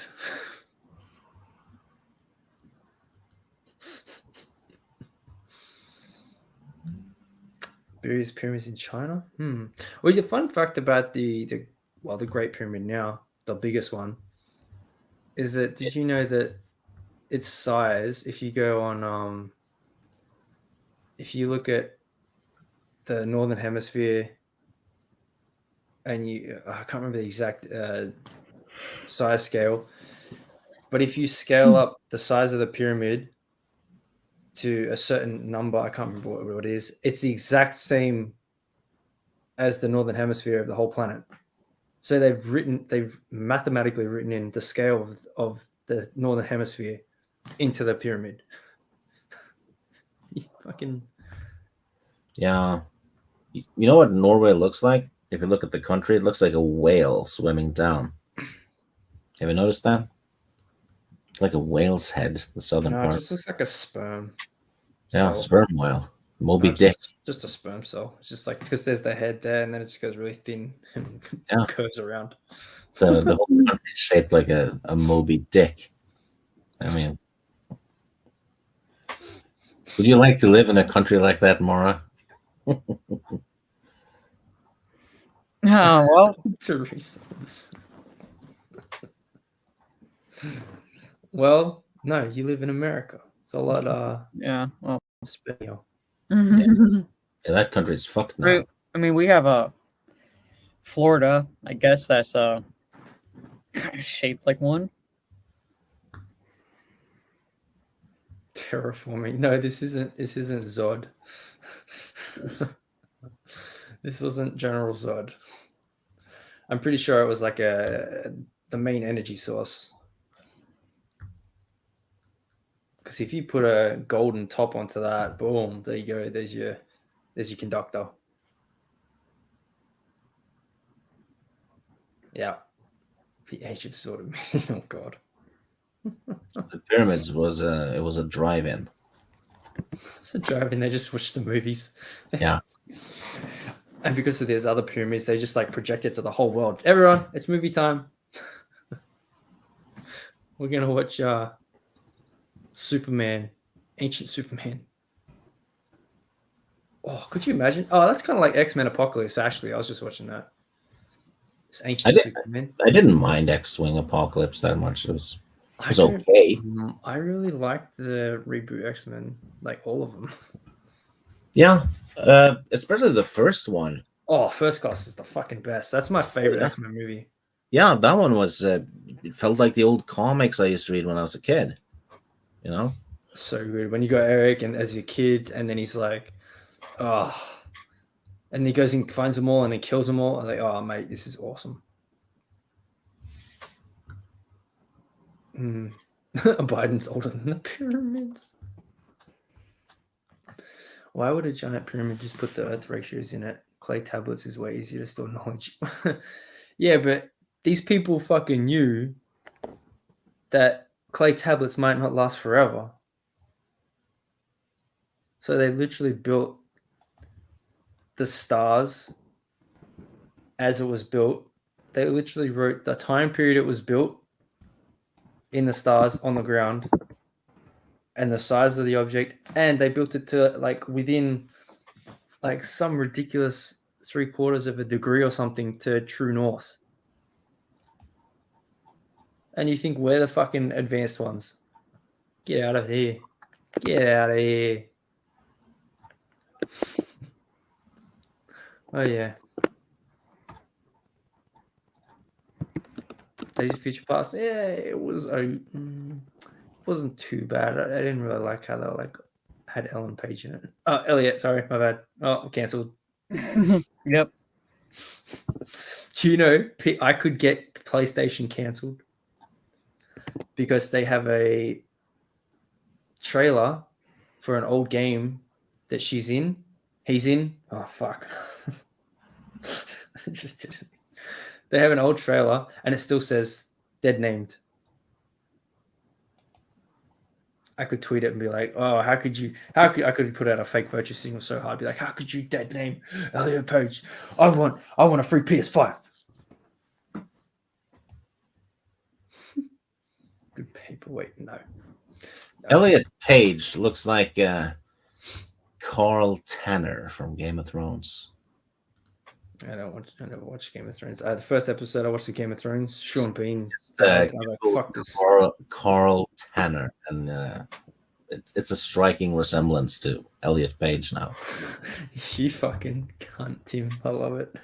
he memed me as fucking Giorgio Tsoukalos, the aliens guy. Yeah, DMX is dead now. Okay. This is fucking disgusting. A Swedish asshole has said that if he's having a go at Norway. He said if the Germans had attacked Sweden, they would have given them a fight. Here's the thing, though. Back in those days, Sweden was neutral, and a big reason why Norway fell, basically, and got occupied, was the fact that Sweden let the Nazis pass through their country. They just opened the borders wide and let them through Sweden and into Norway. And took the Tesseract. Yeah, and Norwegian Jews and stuff tried to escape over to Sweden because they were being rounded up. Sweden stopped them at the border and sent them to the Nazis, who then again sent them to Auschwitz. And then later on, after the war is over, right, and the Nazis lost, Sweden basically tried to do damage control and said, no, we thought they were, sending medical personnel through our country. I mean, why would you stop them then? No, I mean the attacking troops. Oh yeah. Okay, bullshit. They thought it was medical personnel. That's bullshit. So now they're saying that, yeah, if they invaded us, we would have fought. Well, they didn't. They kind of joined them and then pretended that they didn't do it afterwards, right? Yeah, fucking. Oh man, like I don't even want to make it an analogy, but like you can totally see who the people would be today that would be like, nah, stop at the border. You got to go back, take the vaccine. Otherwise, they're going to fucking... You can see it. Like, and the people are blind to it. You're like, really? Like, you just don't want to believe it. It's so fucked up. It's so fucked up what's going on now. That's why I just want to fucking...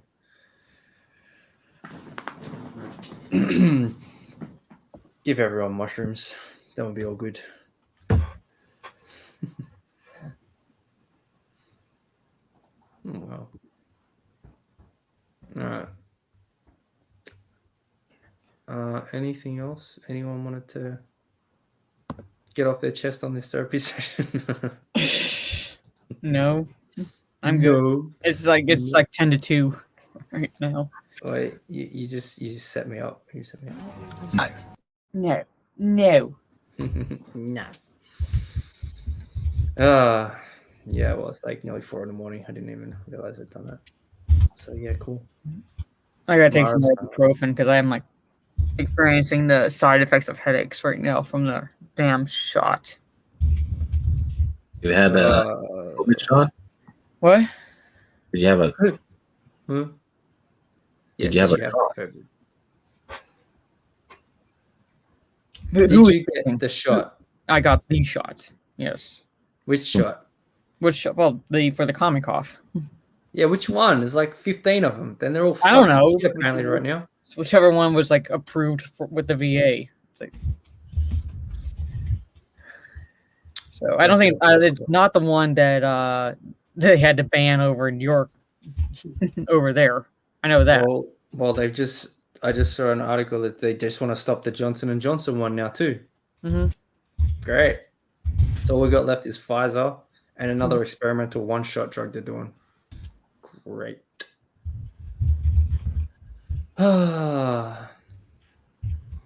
Anything you got, Stig? Not really. I'm ripping that Swedish fellow a new one. I can hear it. All right. Well, thank you everyone for hanging out this long. Wow. Yeah, I don't know what I'll do. Maybe tomorrow night's game, Giants, but I really don't want to watch them lose. So, who the fuck knows? But turn you into a super soldier. Yeah. Oh, I didn't really talk about Falcon Winter Soldier. I mean, it's like good, bad so far. Because this episode was like, oh, I can hear the political messaging so much. Because like the bad chick, the head baddie is a chick, and they're trying to make her super relatable. And she's like, not every superhero looks like Captain America anymore. I wish that shield was destroyed. It's just something from a bygone era. I'm like, what the fuck out of here, you dumb bitch. But yeah. Superman and Lois. Yeah, it's a good show. Anyway. I shared that tweet where the Falcon and Winter Soldier account showed the Baron Zemo dance scene. For an hour. They fucking put it on their YouTube channel for a Baron Zemo dancer for an hour. And it's got like over 2 million views or something. I don't know. I just quote tweeted and said Spider-Man 3 did it better. Yeah, I saw that. Yeah. So, I watched that clip and I'm like, they thought this was good to put in there. Okay. Yeah, it got him over 1 million views pretty quickly on YouTube. Yep. Stig's having a fight, and no, I'm not having a fight. I was message. I was just replying to this guy very aggressively. Yeah, fuck Sweden. There's a reason why I don't like them. And now Sweden has turned into SJW Central, right? Well, when they literally supported the Nazis 70 years ago. So spot the double standards. Oh no, I can see you're gonna get canceled from Twitter again. What are you saying? Oh no, I'm gonna check what? This real quick. Guys, I didn't start talking about. Yeah, here we go. He did say it. Oh my god, this guy's a fucking 679,000 followers. You're gonna get blocked so quickly, and then just suspended from Twitter because he's a little bitch. Watch this. Well, nothing I said. Well, he's getting ratioed quite a bit though. Yeah, good. But yeah, nothing I said wasn't true. Who did you respond to? You responded to someone. Yeah, the guy tweeted it out. Some Swedish asshole high up. Shut the... Well, he's a fucking liar. Oh, he got 823 quote tweets. Oh my god. And oh yeah, he's actually a far leftist too. Oh, I couldn't tell.